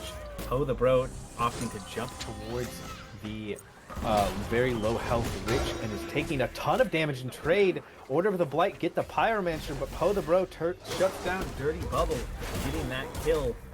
Destruction Ultimate once again proving to be quite the ability, as we've continually said, able to live through that engage and turn around a kill for his squad. I'm so sad. Oh my god, what a... Barely misses, barely survives. Great jump from Poe the Bro, knowing something was up, knowing he doesn't get out for free as there's a duel and carry. Bladed Retribution, almost enough to save him from that Cernunnos ult, but Stay Reels will get the solo kill onto Poseidon, putting himself now 3 levels ahead in that duel lane. Absolutely, and there have been constant ganks coming out from TFC, from Dirty Bubble to try and make sure Reels does not get too far ahead. It's been working for the most part, but it's just whenever they look away for like a few seconds, Reels goes, "Oh yeah." It's like it's like the big brother when the mom goes out and he knows he's in charge. He's kind of pushing him a little bit. He's like, ah. Now when mom comes around and it's like, "Mom, he hit me," you're like, "Oh no," you know. But until mom's here, Reels is in charge. Once again, forced defensively up into that ultimate is Spades on this Ratatoskr, just trying to buy space for his team, who is doing the Gold Fury. Order of the Blight will get that, but not before Noxus can delete Spades here with his Loki, and with the Invis, he is able to escape with a sliver of HP. The Bracken walls are out, but it looks like it's the Kraken of Bubble himself who's in trouble, gets landfall back and demolished, but Rich with a big final judgment there. Reels is here, and he is here to play, getting a double kill there and shutting down TFC in the process. It's going to be a big gold swing for him, getting that extra money in his pocket. Order of the Blight did get the Gold Fury, but they lost 3 in the process. And that is not really a trade you want to take, especially this is what Underworld is waiting for. That they were waiting for Reels to show up, to just, hey, you got a 3-level lead. Do you think you can come over and help us? And Reels is like, well, hold on, I got a 3-level lead because I'm here. And he's like, you make the fight to me. And so they brought the fight to him, and finally he rotates over. He gets a double kill. He shuts down TFC, which is going to be a hefty chunk of change in his pocket. He can probably back and get a full Deathbringer with the glyph at this point. He does have 2,100 in his pocket at the moment. 22 as he picks up that purple oath, and he's still farming up. It looks like he is probably trying to get just enough gold to finish off that next item. Assassinate is out onto Rich once again, who does have the Aegis, and so should be safe with that paired with the dash. But Noxus is very aggressive on this Loki pick. It's been working for him sometimes, other times he's gotten caught out. But 3, 2, and 1 on this pick is pretty good. He's been definitely putting the pressure on. Reels might have overstayed those, the blink in, but the Kraken walls are just off the mark, barely missing there and letting Reels stay alive underneath his tower. Yeah, Noxus has been doing really well in this Loki. Again, I wasn't a believer. I still don't know if it can win it for them, as TFC does get stunned. Nice Agni Bomb into the stun, just sadly no follow-up. He's been doing really well. He's been forcing out every single ultimate at least 1 or 2 key relics from these backliners. And we haven't really seen, and Edit has been able to follow, or Poe, we really haven't seen the rotate out of Poe yet to really see if he's going to be able to make use of that. I assume once Poe rotates into these fights and actually starts being a major threat into them, you're going to actually see the value out of that as he goes in again and gets the beads out of Thoth again. But instantly deleted for his work there to get the beads out of Rich. It seems like Noxus has a target, and it's this Thoth in mid lane. He has been all over Rich, constantly putting his relics under pressure. Destruction ult, though, once again, good to keep him alive for now, but this is a big rotation onto Poe the Bro. Good blink, almost read by the Rat, but TFC will be there to help finish out that kill. And once again, it's Rich in trouble on the Thoth. Don't think he'll make it out of that one. He will not, as Reels gets credit for that kill. Now 5 and 2 on this Cernunnos, level 18. Top in the lobby. Yeah, Reels is looking like a raid boss right now. Back, by the way, he didn't get the Demon Blade, but I assume this is the Deathbringer in this slot, as it looks like they're setting up around this gold tier to fight. That's just what happens when you sadly have both your relics down. And push out a tower, you just kind of die if someone goes onto you, which is exactly what happens. Good convergence from Underworld to make that they're at least taking advantage of those two relics being down. They're still down for another 20 on Aegis, 90 on beads. I'm not gonna guarantee it, but I'd give it a 90% chance that when Noxus sees him, he's gonna ult him. Now it's happened the last like 4 times. We'll see if it happens the fifth. But everybody's approaching the power spikes. I would like to see Ice farm a little bit more. He still doesn't have this Book of Thought stack. Still needs about a quarter of it to actually finish. But he does have Tabula stacked in the middle, so that's nice. Bracken ult used there. I'm not entirely sure for what specific reason. There wasn't really much follow-up. So that cooldown is no longer available as both teams start grouping around this Gold Fury here. Good chase coming onto the Agni of Ice the Cool as he tries to back up towards his tower. The Bladed Retribution coming out and stunning one.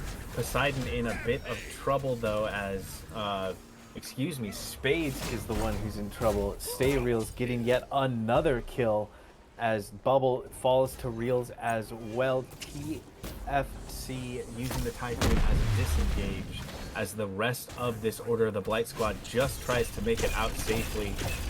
Landfall off the mark and unable to catch Rich here, who does make it safely back to his tier 2 tower. But here is Poe the Bro, and he is swinging. Destruction Ultimate keeps him alive. He jumps onto Rich in the back. Rich uses that Aegis. Can he turn around the kill? Good blink out of Poe the Bro should allow him some measure of safety, but TFC is not done yet. Susano is fast, but Kali can jump over walls and will get out, taking that kill. So sad to not have Elite. I agree, TFC. Golden Deed. Kali is so unfair having a leap like that. No, just a beautiful play from Underworld. Reels is absolutely putting on a clinic out of this on this Cernanos, just showing that he will and can put his team on his back and just win it for them. If I'm Underworld, I'm not even thinking about fighting without Reels. He has gotten me this 5k gold lead. He can do whatever he wants. He makes a call, you go for it. He's like, guys, I want to take fire. They're still alive. I don't care. Reels called it, do it. I 100% agree with you, and I feel like with what we just saw there from Poe the Bro as well, it seems like Poe the Bro and Noxus are in agreement that they just need to be on top of Rich at all times, because Toth can output so much damage from range. He's safe, he's got that secure, so it's a very good target to jump on, as the damage onto Spades is incredible. Poe the Bro is absolutely swinging. Assassinate is good, and Noxus will get the final attack there onto Spades' Ratatosker, who now falls to 3-5-3 so far. Fire Giant is up. We are 21 minutes into this game. It could be threatened. Absolutely, just a beautiful 1-2 combo from Poe the Bro and Noxus there. You throw him up, I'll hit him down, kind of thing, kind of stuff coming out. So I want to see more of that. Like you said, they were doing it really well to Rich on that gold fight, where it's just a constant 1-2. If you're not looking at one of them, that means the other one's coming in soon. If that one backs out, that means the other one's coming in, and it's just so taxing to have to think about both of this. You can only be on one at a time if you're this Cabrakan, because you do only have single target stuns. So just really good. I'm waiting for Poe to just pop off on one of these fights. Just see a destruction in the back line and go, that's why they picked him. It's gonna happen soon. I know it is, and I'm just waiting for it.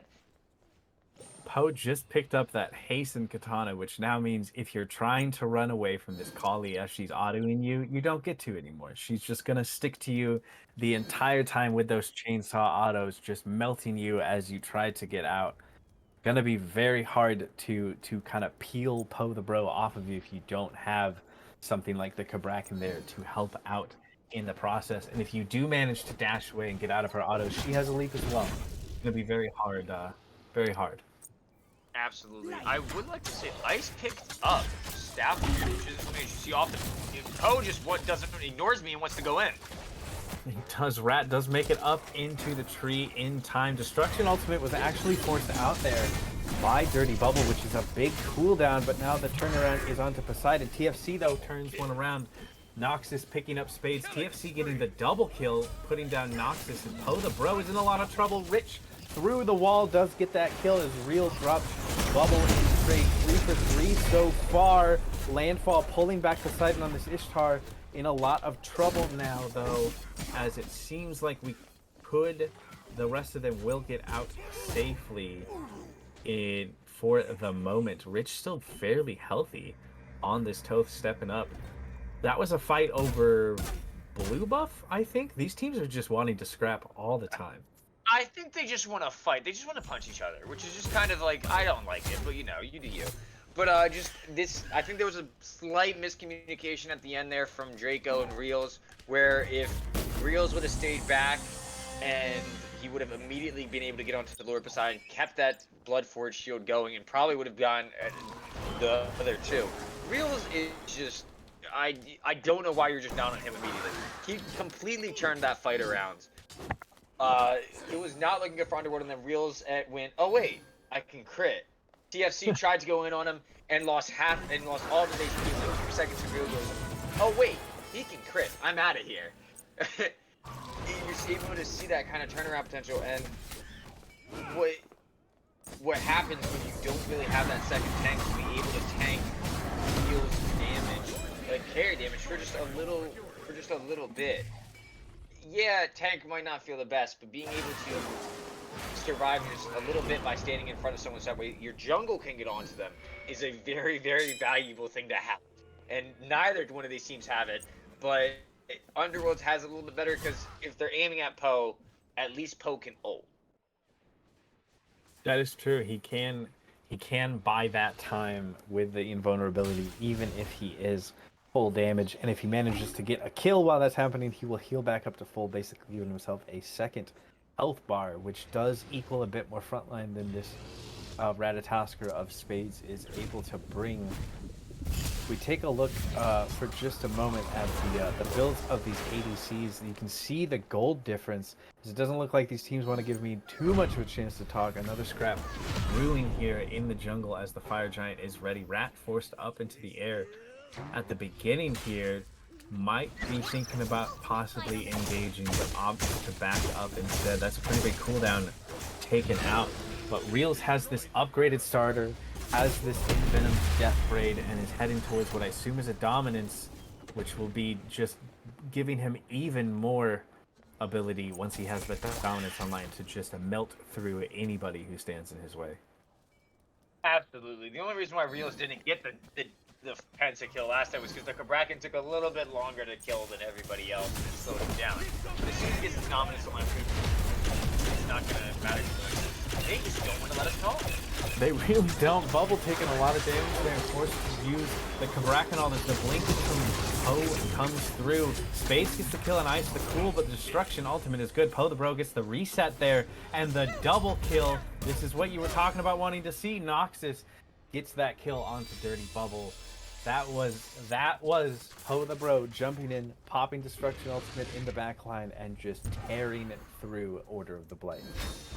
Absolutely, and that's the exact reason that as looks like Spades will go up. It's just too early. He's not going to be able to survive on. I would just be out.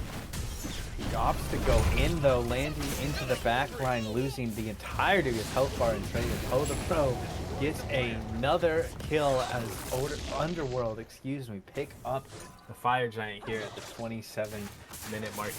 They won't have it on their mid laner. Ice the Cool still dead for the next 5 seconds, but they have it on the important ones. Draco has the Fire Giant, so he can tank up these towers. He can tank up the Phoenixes if they get there, and most importantly, Reels, who was swinging before, has Fire Giant around his waist now. What do you do if you're Order of the Blight here on the siege defense? Take a deep breath, and I tell a Thoth kill the wave, because that is you can stay 1.5 miles back and make sure that these waves never even touch tower, never even look at it.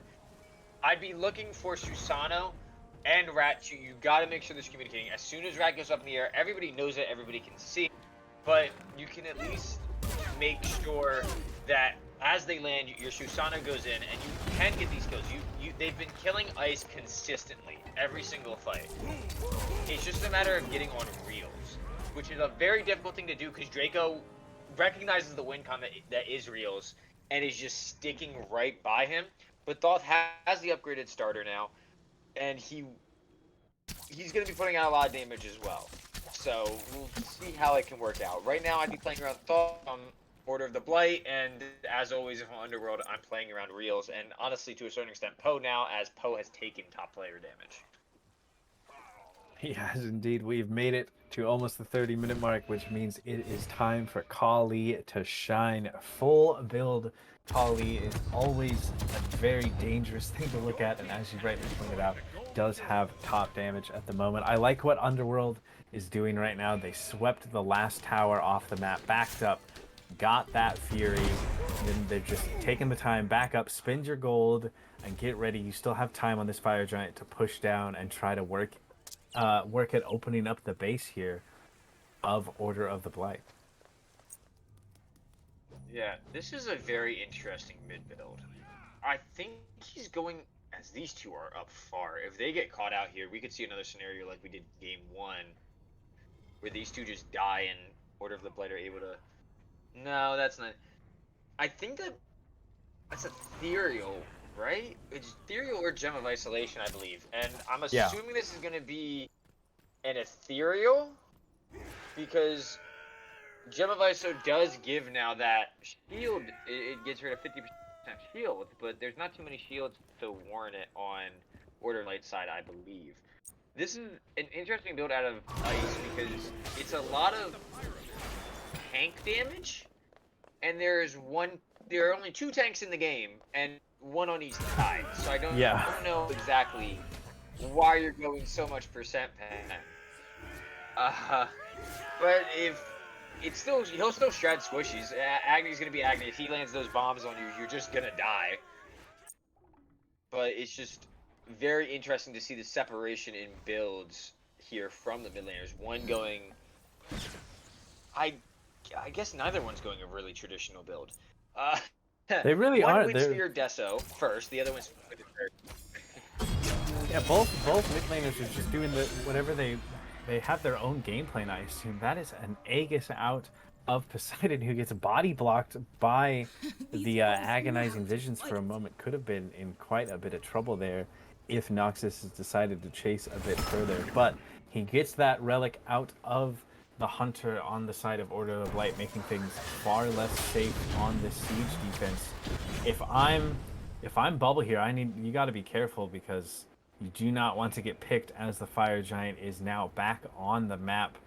You didn't lose a Phoenix in that, so you want to step up here. You don't want to give up what will now be an enhanced Fire Giant for free. It looks like they're going to have Noxus threaten the split push there and left, and have Poseidon go back to try and deal with it.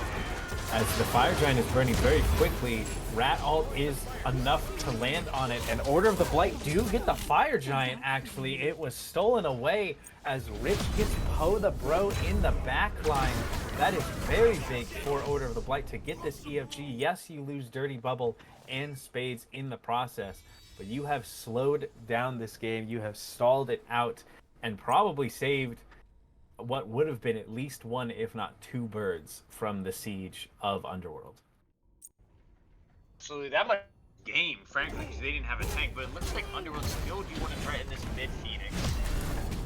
They do have 3 bombs, and all of them are here. 2 bombs do go off, and the Phoenix is low already. If they just had gotten the chance to get that last bomb in there, probably would have taken out the Phoenix. But Order of the Blight do manage to send them off for now. That mid Phoenix is low, but will heal over time. It looks like Noxus is still threatening a bit of split pushing in left, but doesn't decide to go for it. Could catch out Poseidon on this Ishtar, but Noxus is hungry. He is. And I mean, That's he's been doing a pretty good job of it. He's got that Bumba Spear now completely full build as most are in this game now. So he will definitely 100-0 that claim. Absolutely. The only problem is that this game is practically completely even now. The gold lead doesn't really matter because once you hit that 80k mark, every starter upgraded, everybody should be full build. And everybody's already level 20 besides this Kabrakan. So sad. Support players, what are you gonna do? But it's gonna be interesting to see how these next fights, because Underworld has lost this advantage that they have. As soon as one sign backs, as soon as Dirty Bubble backs, they will be full build as they just push down mid and guys. Rich gets the final kill there from an invade that Dirty Bubble started with a good blink Kabrakan off the tier 1 in mid falls, and here comes the Ratatoskr knocks up 2, but gets absolutely blown up the moment he lands. Nox is getting that kill, and now it's a full retreat from Order of the Blight. That is the problem with only having one tank there. Dirty Bubble got low, and Spades, who's able to create space just by the how his kit functions. When he gets blown up, there's not much they can do. They got a tier 1 tower, and to kill with their enhanced fire giant, not exactly what you're looking for, but when you are on such the back foot, it is still quite the preferable outcome than losing EFG would have been. Absolutely. This next fight probably will be the one to end it, unless it is insanely. I want to say dirty, but that's not exactly the right word for it. Unclean, I guess would say, because like you think of a clean fight, you're like, oh, 5 kills. Yeah, unless this is scrappy, that's the word. Unless this is a very scrappy fight, this probably will be the end of it. Whichever team wins will either get FG, EFG, or just be able to push down and end. If I am Order of the Blight, both teams got to step up, but if I'm Underworld, I'm making Order of the Blight force this, as they don't have any towers left. You still have 3 tier 2s, and if you lose EFG, you still have the better base defense than Order of the Blight does. Order of the Blight, I'm sweating a little bit here. Yes, you were able to steal, but you can't rely on that.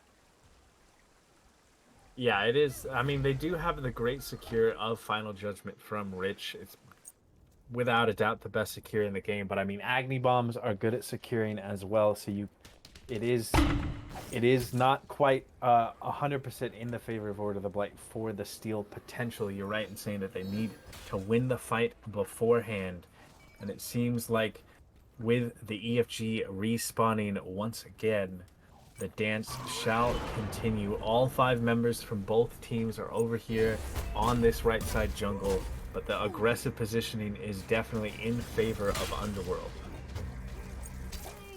Yeah, absolutely. I mean, you're cool with losing the EFG. That doesn't mean you're going to give them any sort of daylight. Going back to the same as Noxus does go in. And does completely delete TFC, but loses his life in the process. Fire Giant very low here, and Underworld do secure it. Not quite quick enough was Spades with that ultimate. Good retribution of Blades, though, out of Poseidon. Does heal back some, as it looks like this Rich should be dead, and he is indeed. Ice the King barely managing to get that kill. It seems like Poseidon was the target for Poe the Bro, though. He gets that kill, full heals, and then turns around and deals with Bubble as well. That was that clean fight you were talking about. 1 for 5. The deicide in favor of Underworld. They have the EFG. This should be an easy walk-up, take the mid-burn, and take the title. Absolutely. 20 seconds left. Noxus, you proved me wrong. That's exactly what you need to do in that fight. Absolutely 100% perfect. A 1-for-1 trade, and just being able to easily, with taking out a Susano and your team able to clean up. It's exactly what you needed to do. We are going to a game 3, baby. Underworld take the second game in the set, pushing us to that all-important third game here. 1-1 so far. We'll have to see what sort of changes both teams opt to go for. Is there anything from this second game that you would say deserves a respect ban going forward on either team? I would. I don't know. Maybe the Kali, but I think the real problem is that Spades went in. Again, I want to see a tank out of Spades. Go something tanky. Go something traditional as well. I think you could get a lot of value out of that. Because once she went in and once you died, that was it. That was the fight. Your team lost. So I think if they do a better job of actually having a front line and a dive, you're going to see a lot better Underworld team. Well, we'll have to see what decisions are made in picks and bans and in game for the third of this set when we get back in just a moment. You do not want to miss this, so stick around.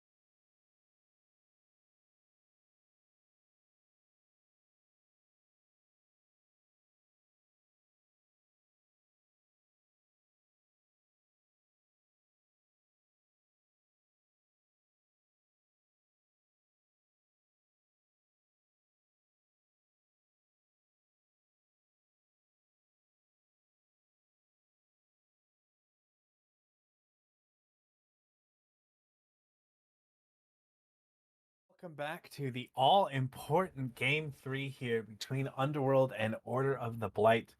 This matchup is very important when it comes to seeding for the gauntlet or trying to make it out of the gauntlet completely. We should see both teams going all out here. Both of them definitely want this win. Yeah, absolutely. If you're Blight, you really want this win because then it forces Bodega into a 2-0 or get put in gauntlet scenario. And if you're Underworld and you at least move up a little bit, you're against you're the 10th seed next week, so you can if you get a 2-0 there, you can get out of gauntlet. So it's a lot of ifs, ands, or buts, but it's insanely important right now for both of these teams to get this final win. This has been a really good set. We'll see how this continues. I'm hoping for a tank out of the solo lane. Please. Spades almost had it. He almost had it last game or first game, but then he quit. So it's a little sad. Underworld with first pick here, banning away the Terra and the Agni. Respect banning that Agni pick. Or no, banning away the Agni that Ice the Cool himself was playing, not wanting to have to prioritize it, it would seem, as Order of the Blight take away the Aphrodite and the Bakasura. That's kind of been standard for them in both games so far. I'm going to be honest, I don't think we're going to see Tank out of Spades or Poe the Bro this game. I don't think so either. I think both are set in their ways, which is sad. But they could still surprise me, as this probably will be, I'm assuming, another Ishtar top pick. Both teams seem to favor this Ishtar a lot. Reels, though, did do exceptionally well on the Cernanos, and There that is it is. actually what it is going to be. They are at least hovering it for the moment. He did look so good on it, just like doing so much work at all stages of the game. He basically had Poseidon under tower the entire time and then rotated out into that initial team fight near the Gold Fury and just extended that lead even further. So I love that Underworld is putting this back in his hands. Absolutely. This also puts Order of the Blight in a scenario where you don't have to necessarily pick carry here. I would probably actually favor Poseidon on the Jing instead of the Ishtar. Let Underworld ban out the Ishtar in that second round of picks. That way you can get the Jing. Get Poseidon on something that he's safer on. He seemed a lot more comfortable on that Jing. And so I think that's what it is. Meta's great, right? Meta is like, this is the best is best. As I'm gonna finish my thought, but comfort. If someone is comfortable on a pick, I feel like they will perform a lot better, even though it might be a little bit worse.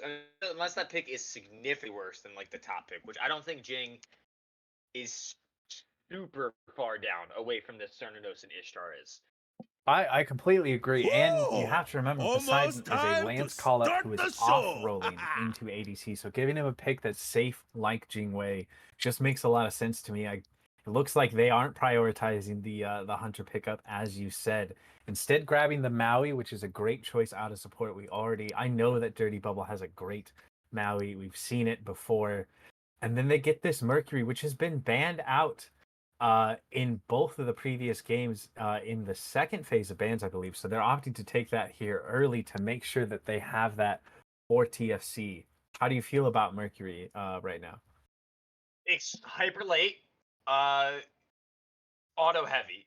I am gonna go out and say, now I'm not confirming this, but I don't know if this is going to TFC.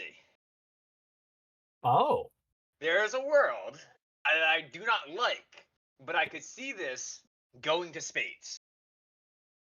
And because if you want, he's going damage anyway. I think he saw what the Kali did, and he saw what the Fenrir did, and went, okay, well, what if I just go in the god that he's supposed to go? Cabrakan, As Poseidon and Cabrakan get locked in for Underworld, this is a taking the swap of Kabrakan supports, for right? themselves. Yeah, they did. I don't know. I feel like Kabrakan. It worked out at times in that game, but I just don't know how much Kabrakan can do in a meta where tanks are not that tanky, because Kabrakan just kind of walks at you, and then if you're getting crit over and over by someone like a Mercury, by someone like a Rama, it's hard to get in on the backline there. So I don't know how I feel about this early pickup in the draft for Kabrakan. And I'll say the same thing I said last time. If I'd rather just have an Odin support. It's an easier cage to hit, and it's a better one because it also provides anti-heal, and it's longer to destroy. So if you're gonna go that, I would rather see the Odin from them as Nizoth. The Thoth respect ban too rich. Don't want him on that this time around, and I completely agree. He did a lot. He was extremely safe.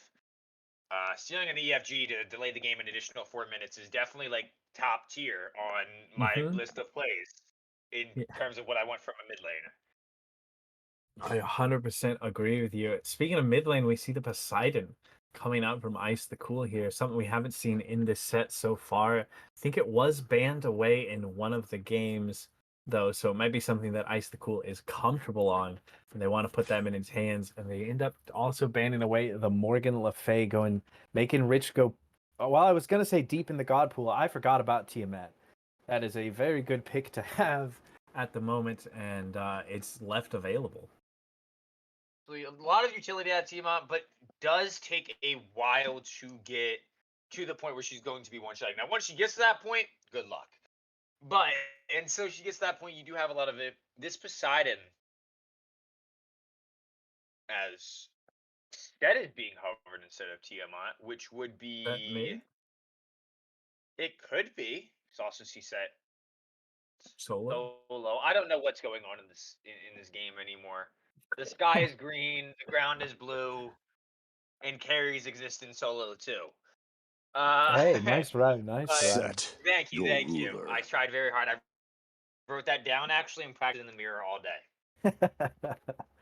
Set is locked in, so we could see. This is a bit of a flex bit. Yeah, that's what I was just about to say. I feel like this is up in the air, just kind of waiting to see what this Underworld squad decides to lock in for their last two picks, and then deciding if they want to get a more traditional mid laner, because Tiamat will still be available. I can't imagine a world where Underworld picks up the Tiamat, so they could still opt for that, or they could go set mid and pick up a different solo. You said something. I love the Kefri. Wait, this is Cabrakan solo then. I still love the Kefri. Kali. Could be Cabrakan jungle if Poe the Bro wants to stay on that Kali. Yeah, that's probably what I like. If you're gonna build Cabrakan damage, I'd rather it be in the jungle than in solo lane and just have Poe the Bro get. I can't believe I'm agreeing to that. There should be a Kali solo, but it does look like Zancan is locked in for the final pick. I wasn't right. That's sad. I'm really hoping I was right about that Merc pick. Yeah, it does look like it is going to be the Cabrakan jungle. I do really like this Caffrey. I would like to talk about this Caffrey a little bit more. When you have something that is insanely single target focused, like the set, like the Mercury, it is. Oh, excuse me. Sorry. It is insanely good to just be able to say you used everything on this one person, and guess what? They're alive again. Good luck killing them again when I'm actually here. I don't. The fan pick is a very good counter pick to that as well, because obviously execute goes through revive. But I really do just really like this Catholic pick. I might have, as weird as it say, I think his Zing might not have gone a little bit bad either. Zing can also flex a little bit, but I guess if you were determined to have this as your support, Zing would have been nice, because Zing, when he uses that one, has 50% decrease onto auto attackers. So they do 50% less damage, which is really going to help into a Rama set and Mercury. But I guess it's just a matter of how you're using the ult. Now, in the 5v5, I'm really favoring Order of the Blight, I think. It's a very heavily mechanic comp. Like, it takes a lot of mechanical skill, but if you're able to pull it off, you're going to be just absolutely steamrolling. It will be interesting. I feel like going back to the Kefri with what you were talking about, we spent all last game talking about how invulnerability and just not being able to actually kill the person that you're trying to go on with the Kali is so hard to deal with. Well, now you add Scarab's Blessing on top of that, and you either have two targets that you can't really kill because they'll either get revived or they just can't die if they're Poe the Bro, or you can double up on how hard it is going to be to just deal with this Kali jumping into your backline. She can destruction ult, then she can get scared blessing, and there is literally no way to stop her as she just runs through the entirety of your backline. This is the kind of comp to make someone quit Smite for a few months if I ran into this in casuals.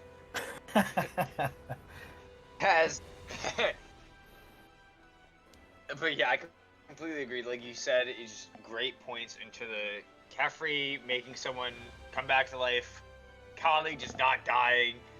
And I think this Cabrakan is going to be interesting out of the jungle to see how he does. He has the walls.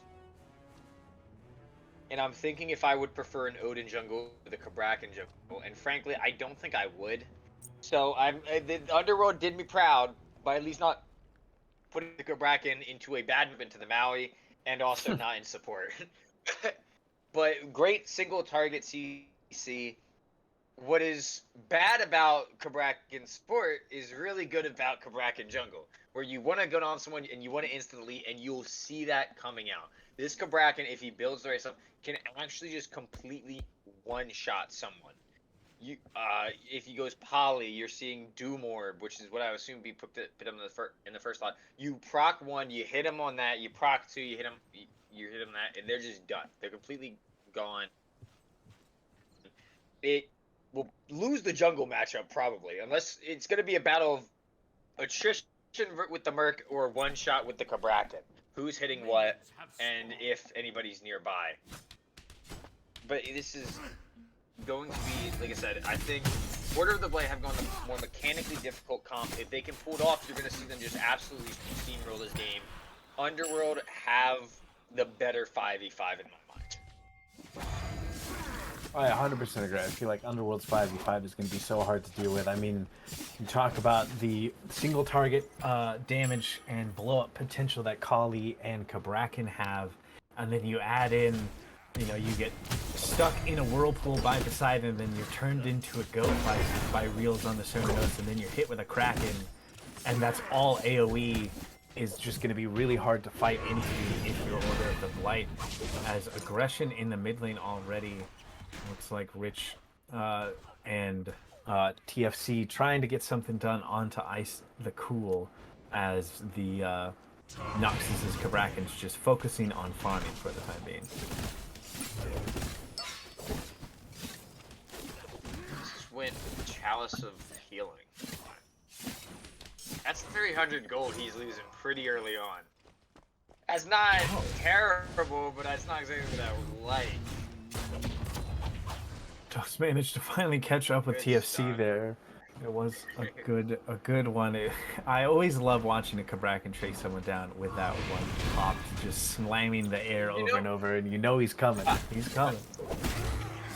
What finds it funny is, like, you don't need to do that as a Cabrakan, but every Cabrakan does. Like, every Cabrakan, as soon as they hit that one whip, will just auto the air. I feel like you might not need to, but I feel like you also need to. Like, you don't need to for the kit, but if you're playing Cabrakan, it's needed, as Dirty Bubble takes a lot of damage there from the rotation from Noxus, and a counter rotation in the mid lane dash just not in reach for TFC to try and catch up with Ice the Cool on the Poseidon. Silver buff does go the way of Underworld for the moment. Good pullback from Draco. Won't amount to much of anything, as both junglers are still here in the left lane trying to get some advantage and pressure for their dueling. Yeah, absolutely. This Merc, I think you saw him active in the mid lane early. Don't expect him to see him active again until level 5. He went through his normal rotation where he was like, I'm here. And then he's like, alright, good talk. I'm gonna wait to have 5 and maybe Randy to do anything, as this Kefri is just constantly pulling Bubble back into this. Great route. Yeah, a lot of people look at Kefri as more of a reactionary support, peeling for the backline once the dive initiates, and he is very good at that. But I feel like what a lot of people don't quite realize is how aggressive Kefri can be, able to root at a range and then dash forward and pull someone back. He just has such a good ability to set up and engage for his team as much as he does to react for his team. Yeah, absolutely. This is going to be interesting because I'm curious. Now I know Poe is not going tank, right? That's sad to me. But just thinking about it now, I'm surprised we don't see this Kefri going. I'm surprised we see him going the more traditional start in Gauntlet when he is against 4 Fizz and the only magical is this Maui. I'd like to see a Sav second item into like an EMS armor. I understand that you need magical for these objectives, but I think you just hard slam Fizz. And frankly, if I'm the Kraken, I'm also going Fizz. It's just free. Just have better defenses on the people that you're dying.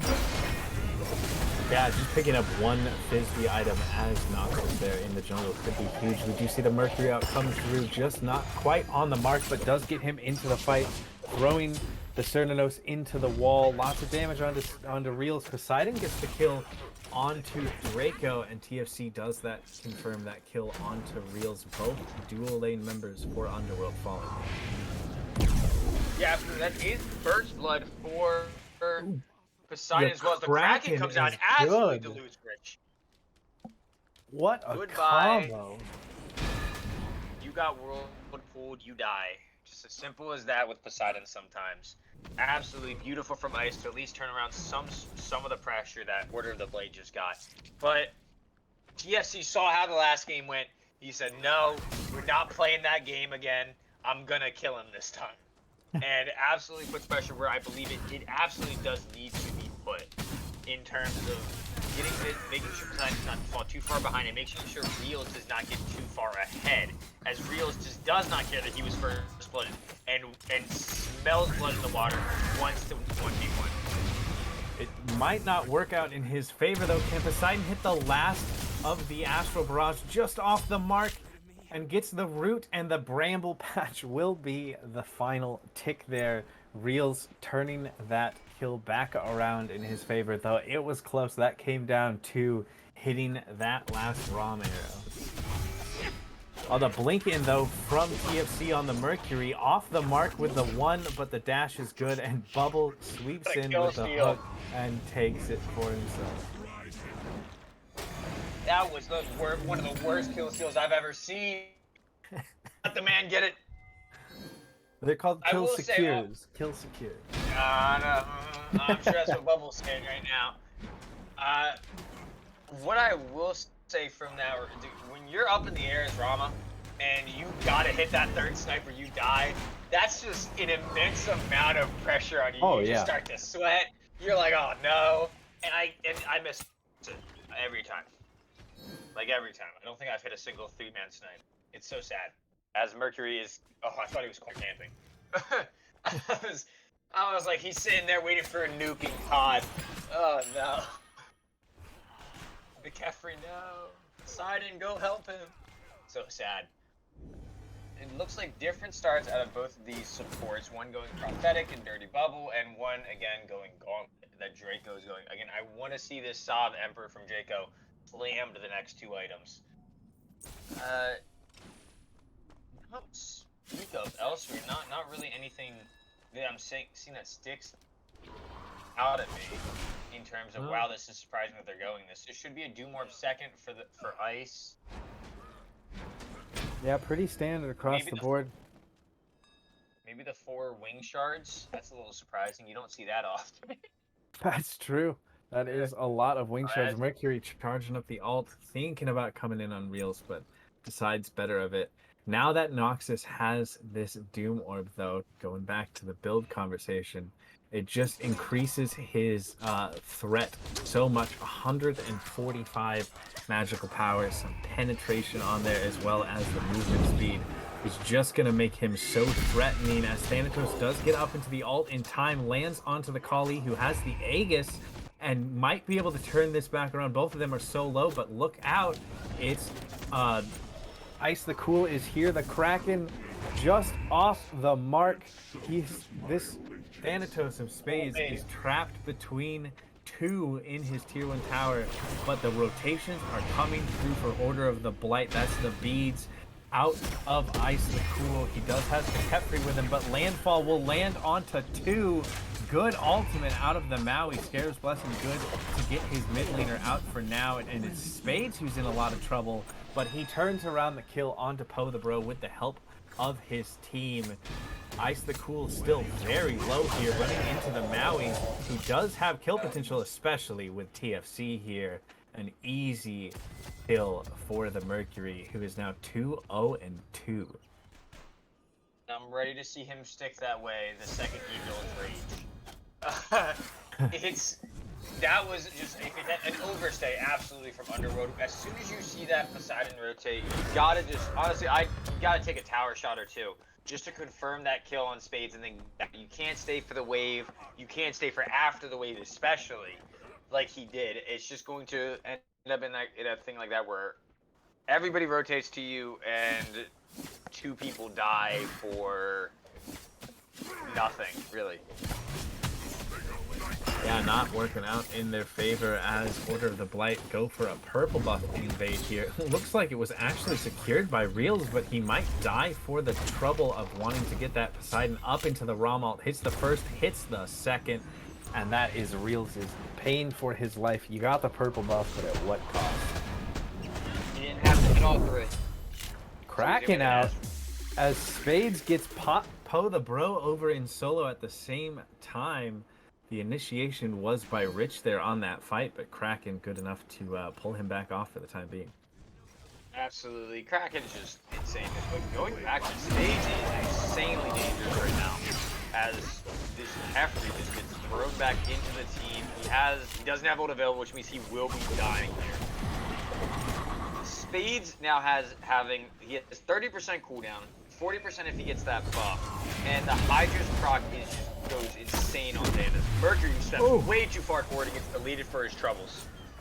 Just trying to step up to zone so they could get this Fury, and Noxus is here. That 2 more pickup doing exactly what I thought it would. He has so much damage, just instantly blew up TFC, managed to get the kill onto Dirty Bubble as well, and it allows Underworld to get this Gold Fury, but Spades is here and he's dangerous, just like you said he was. Ice the Cool deleted. Yeah, that's that Hydra's auto. You saw it. He lands auto, 1 auto, and that's deleting most of a squishy's HP. Especially with the buff to his ult to now having a 1.5 second stun.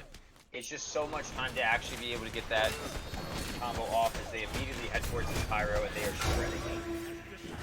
They are indeed. The Kefri trying to steal it away there. Good attempt by Draco, but hard to do that as a Kefri over the wall. That does kind of even it back out in favor of Order of the Blight as Poseidon is feeling himself on this off roll, taking the 1v1 against Reels, who was so hard to deal with last game, and getting the dub, a level advantage, 3-1-2 on this Rama. He is feeling comfortable. Absolutely. I don't know why he wasn't on this the entire time. Like, is this this is like, yo, if we actually get to the game for you guys, that's the side of why I actually come out and start playing. Just insane. Soloing the guy who just absolutely ran the game last time. It's such a boon to your mental and to just like how you're feeling too. Like, because it can't feel good to be on the person who is against the one running the game. It never does. Yeah. But to be able to turn that around, just keep your mental in check and be able to come and just, I mean, he's practically sold him twice. If he was able to actually hit the third auto that one time, he would have finished it off. Mm-hmm. But we see an around 2,000 gold lead here for Order of the Blight. Even though they lost that Gold Fury, they're just farming the map very well. They did get the Pyromancer back in return, 2,300 in their favor. We could see another 1v1 here as Reels is setting up the ambush, misses the first auto and lets him know that Poseidon know that he's here. The ultimate comes out. He does get turned into a goat there, but the rotation from Order of the Blight is here. The last auto from that ult doesn't even matter. Landfall used to make sure that that definitely goes their way, and TFC able to get the last hit. Yeah, App just saying we're not gonna let you 1v1 is what. Nox just wanted some blood there.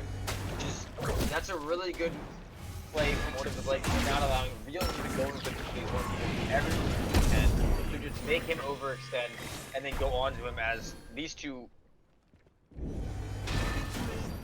just a Mercury's charging him. Might be trying to. He does make it down there in time. The wall throw is good. TFC gets another kill under his belt. 4-1-3 on this Mercury. He did opt to go for Boomerang Blade over the Rage. He would have, I'm assuming, almost had this Rage stacked by now if he had gone that way. But Boomerang Blade, definitely a good item currently. I don't dislike him picking that up. See, this is where you're wrong, right? It's a Merc passive. The second you pick up Rage, you stop getting kills.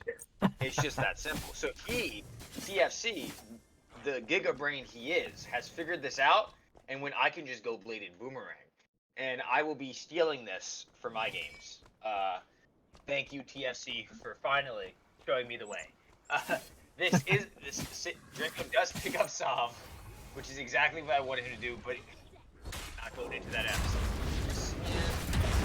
He is stunned. Oh! He makes it out just in time up into that ultimate.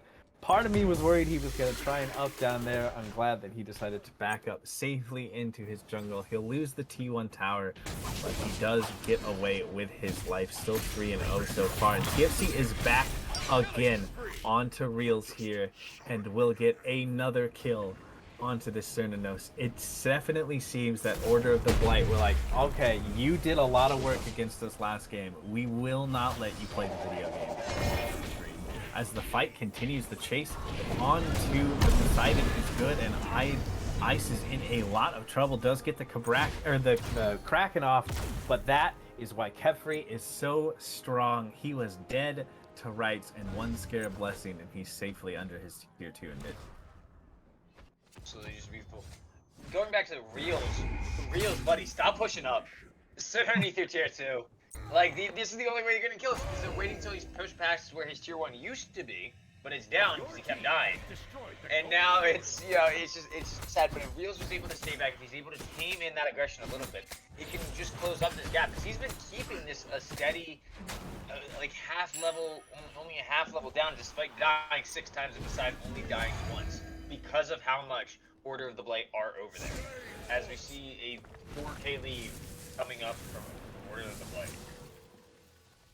They did get that Oni Fury. We can see the Oni waves heading down all 3 lanes as we move into a brief pause here for a moment. There is that lead for Order of the Blight. Nothing too oppressive. 3,800 at the 15-minute mark is definitely something you'll feel in a team fight, but not enough that it makes it so you can't fight into this. If you're Underworld and this is an important game 3 for you, who are you trying to play through right now, considering Reels is like 1-6? I think the thought that I'd be having as Underworld is stall.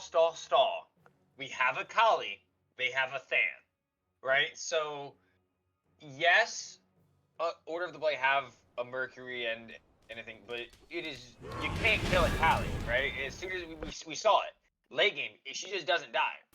So it's stall until this Kali can get online. As Kali gets... Destruction ult is good. Here is TFC. Oh, what a beautiful 3.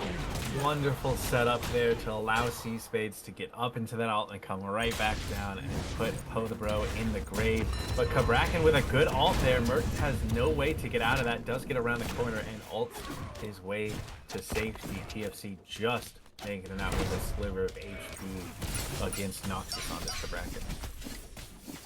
Yeah, absolutely. You don't want to see the... Early Astral Barrage there. He does not fear anything. He doesn't. I mean, he was holding his own there for a moment, but Poseidon steps back up and will get that kill. Kefri on the way, but it wasn't quick enough. Poseidon with another solo kill. The Lance call-up off-rolling is putting on quite the show in the duel. Blinking onto the Poseidon, though. Ice the Cool does get the Kraken off, but is in a lot of trouble in between three members. His jungler has arrived, though, and Scarab Blessing is good. Noxus gets the kill onto Spades. Scarab's Blessing will run out eventually, and Rich will get credit for that kill in the end. Fight still taking place here, though, in the middle of this buff area. Bubble getting a kill, and TFC turning one back around for his crew. TFC with the double kill, dropping Noxus as well. Can he get the triple onto this Kefri? He can. That is a triple kill for the Mercury. 8, 1, and 5. Trying to make it a little further. This could be too greedy from him, and he will get shut down by Reels. That's big for Reels on this Cernanos because he was 8, 1, and 5. That's going to be some pretty good shutdown gold. And it did actually give him the level lead over Poseidon, who has been fighting so hard to make that advantage. For Poseidon, you fight so hard, you solo him twice, and your jungle just feels himself a little bit too hard and dives into tier 1 and loses. And dies to your opposition. Yeah, listen, as TFC, as a fellow jungle main, completely understand. I've done it multiple times where you're like, no, I got the triple, I want the quad. And so you go in and then you feed. And it be like that sometimes. Interesting pickup. Spectral for the Poseidon. Going into the 4th Fizz, we did talk about it. We talked about how Noxus could benefit from maybe getting Fizz. I was going to say the mid laner could benefit from getting some Fizz, but I didn't because you're mid laner. But I think it is worthwhile if you can make you survive this Mercury for a little bit longer so you can actually get your off. And hopefully your team will become booster. I will say that that fight wasn't terrible for Underworld, as you did close up a lot of the gold gap, and you do now get to go, and you have Holly on Noxus now, so his one-shot potential is going through the roof as the landfall going through the landfall from Bubble here, who was surrounded by 2 and pulled a 3rd one back towards him. Doesn't manage to get to jump over the wall and will fall to Noxus. Just kind of caught out of position there with no real way to get out. Spades had to ult back and return the fountain. Kind of trapped on an island there, and it should lead to a fairly free Gold Fury for Underworld. Yeah, really, Team Pyro, someone pick up the bomb. Someone pick up the bomb. This is the only reason why you get Pyro. Someone pick up the bomb. Oh no. You don't even have anything in your consumable slots. Oh. Well, they got the gold from it at least. It's something. But, definitely misplay on Underworld's part. Oh, wait. Does he get there in time? Maybe. Yeah! Let's go. I doubted. Should have doubted. As this is a Magi's 3rd from Draco, I imagine that will become a shelter. Like I said, I would love to see an M from Draco, and I would love to see him just go full Fizz. I could honestly see a damage. That Gold Fury was shredded because they have 3 auto attacks on it. They do indeed. We actually see Spades forced up into the ult once again. I feel like every time we get to see him on the camera here, he is just ulting to get away from a crazy amount of damage coming his way. This time, not from Poe the Bro, but from Noxus. He does manage to get out safely once again, but he's not very often been able to use that ultimate for its intended purpose, for the damage, for the execute, instead having to use it defensively quite often. Yeah, it's not exactly what you want, as both mid laners opting for some form of defense here, as Rich did go Magi's. But this is, if I'm Underworld, I'm very happy with how this game is going. You closed up the gold gap as it looks like Kraken is going to go on. But he might be able to turn it back around with the Whirlpool slowing some stuff down. Kraken out does do quite a bit of damage to Spades. but it is still Noxus who's in trouble. He manages to avoid the Mercury 1, but shouldn't be able to live for too much longer. Meanwhile, Reels gets the kill onto Spades, and Noxus is still alive, juking and weaving, doing so much damage back to TFC, who does finally get the kill, but it took so long that the rest of the team has been able to rotate in. Destruction out from Kali, Landfall pulling back one, Reels gets the kill onto TFC, but Rich does delete Ice the Cool. Lord Poseidon gets a kill onto Draco with that Astro Barrage ultimate, as it's Poe the Bro. He is here, he is rotated, level 18, and he is on the hunt. So is Poseidon, though. Gets the Aegis forced out, and it still gets the kill. Bubble getting the kill on Poe the Bro here. Order of the Blight have come to play. That is a 2-for-5 trade in their favor.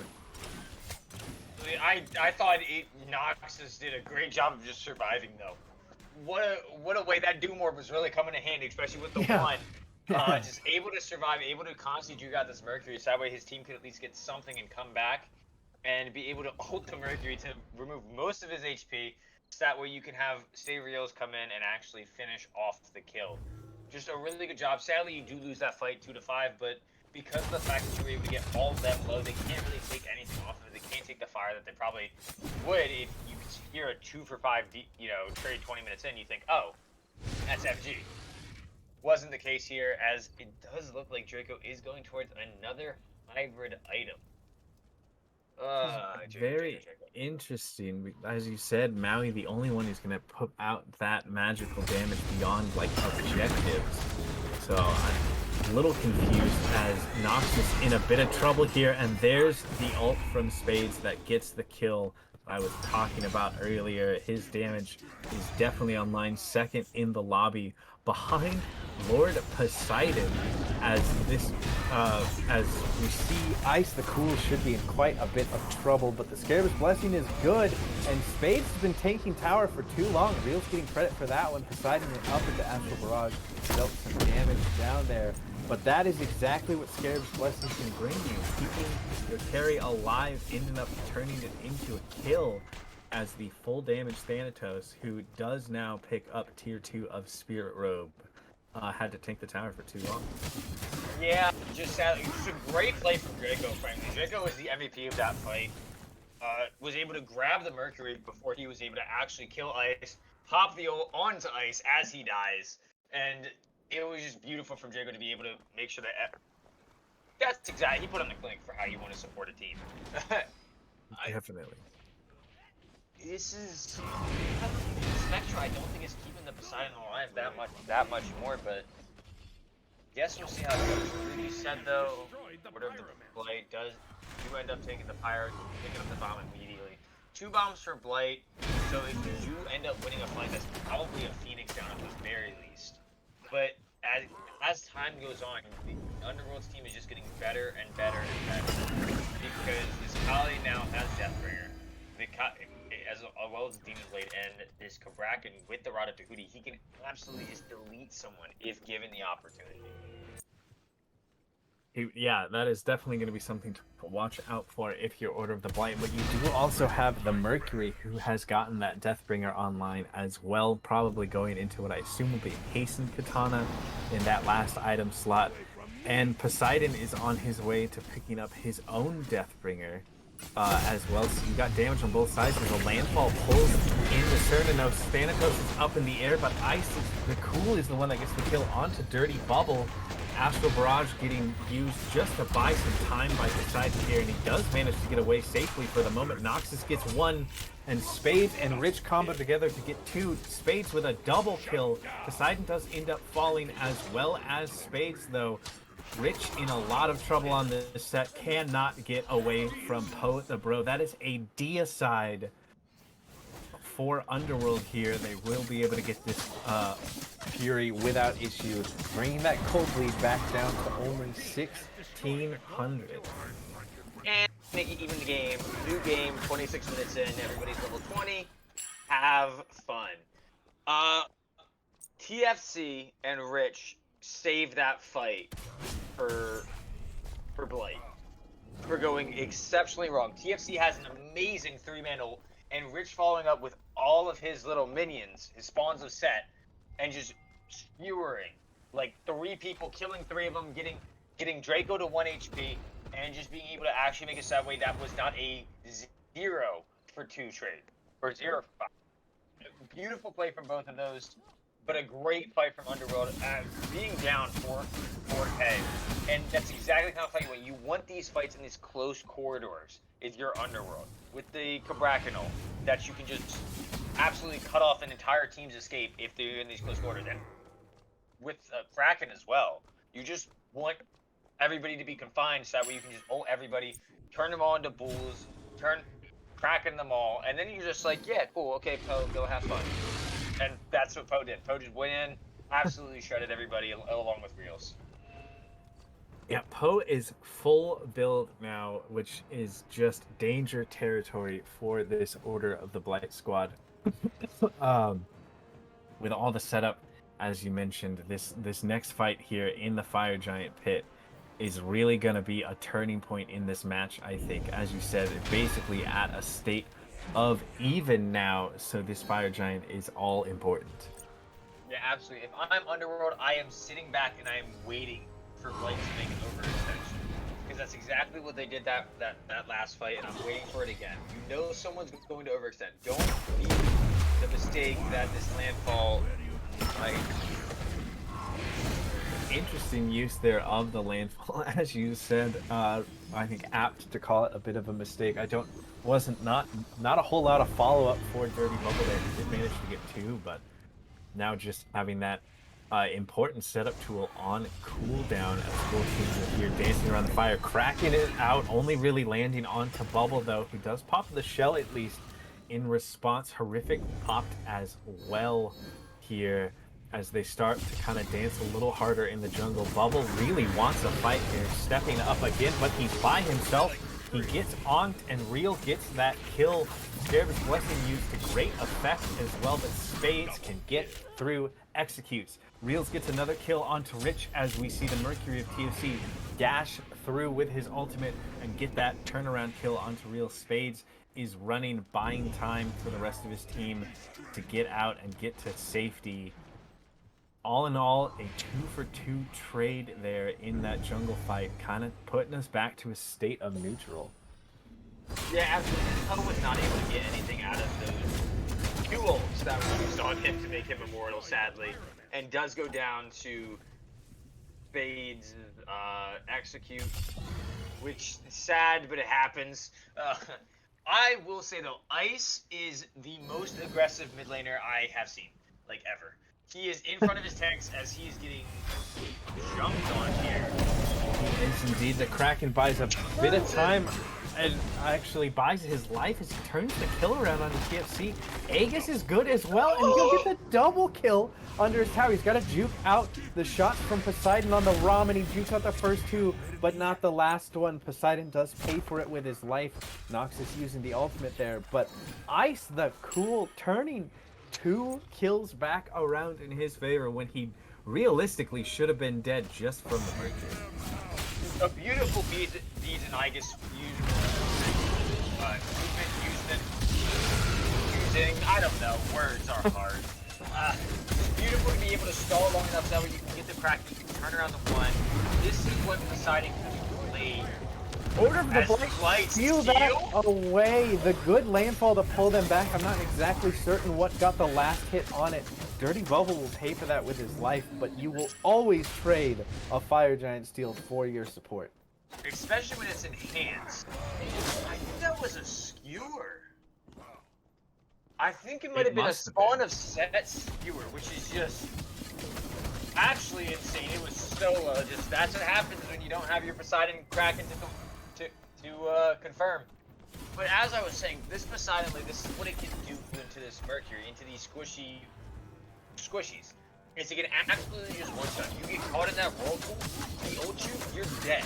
It's just that there's nothing that you can really do. You can sit there and as you're knocked up in from the Kraken, you can go, oh, should have bought Aegis. And I feel like the Spectral pickup from Ice the Cool here came into big effect there. I don't imagine him living against the crit from Mercury or the damage from Thanatos if he didn't have that item. Absolutely, especially the damage from Than. He was 100% dead if he doesn't. The Spectro does probably buy him a few extra autos against that Mercury, and against all three of them. We get three. So you have three Fizzes diving you, and you have Fizz defense. That is exactly what you wanted. And in fact, I would have doubled down. I would have gone alternate timeline instead of Pendulum. Have more Fizz defense. Kill me now, and if you kill me, I'm gonna come back. So kill me again. But that's just this is why I don't play mid. We do see a Spectre picked up by Noxus, though. I love to see that. Ice was like, guys, guess what? It's good.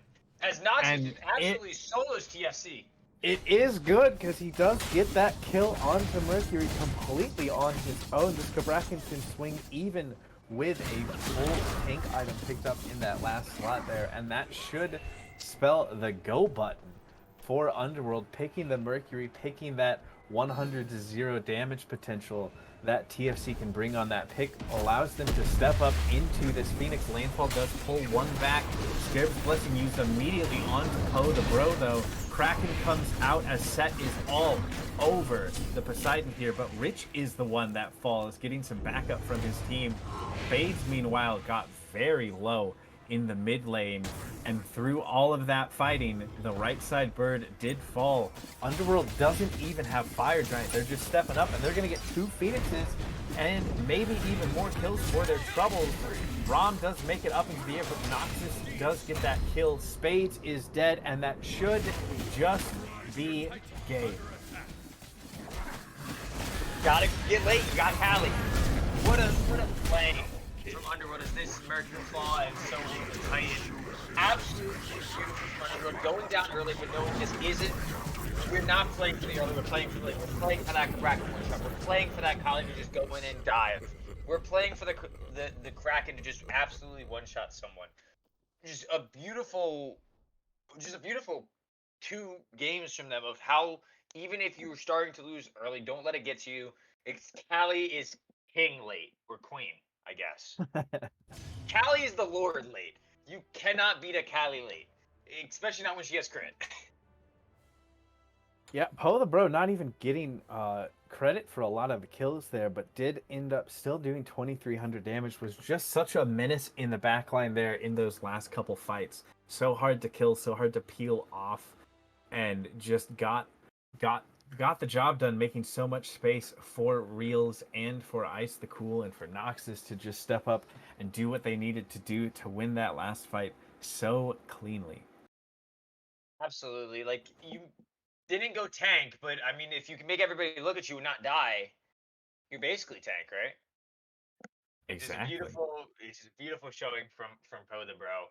But I absolutely I cannot express enough how much Ice just did insanely well this set. Maybe even my MVP of the set, frankly, because the turnaround kill onto the Mercury and then the kill onto the Than. He turns around that kill in the set, and even game 1 when he was on the Merlin, he stalled the game out for at least an additional 4 minutes. Yes. Just by making that insane play at mid Phoenix. Just insane plays from Ice this entire set. Not to say that Reels didn't do great game 2. He absolutely, frankly, carried that game 2. But Ice has been the unsung hero in my mind. I 100% agree with you. And on the other side, I was very impressed with what Lord Poseidon was able to do in Game 3 there on that ROM, getting the solo kills onto Reels and just putting in top damage on his team, 7, 4, and 13 as a Lance call-up, off-rolling. I know I've said that a few times, but it's just because it's pretty damn impressive what he just did. Oh, absolutely. It's insane. Like, he's soloing twice, I think, Reels, maybe even 3 times. When you're off-rolling against a person who's really good, carrying the game, just Poseidon, absolutely great. Hit the 3rd snipe. I can't, but I know you can. Well, that is going to do it for us today here on the CSL. What a great Game 3 to finish it out. We will be back next week, as always, April 22nd. Definitely want to make sure you're back here to catch more games here in the Kale at Smite League. Once again, I've been Dr. Shrew, joined by Things Go Boom and the Wolfie Pup, wishing you a great rest of your weekend.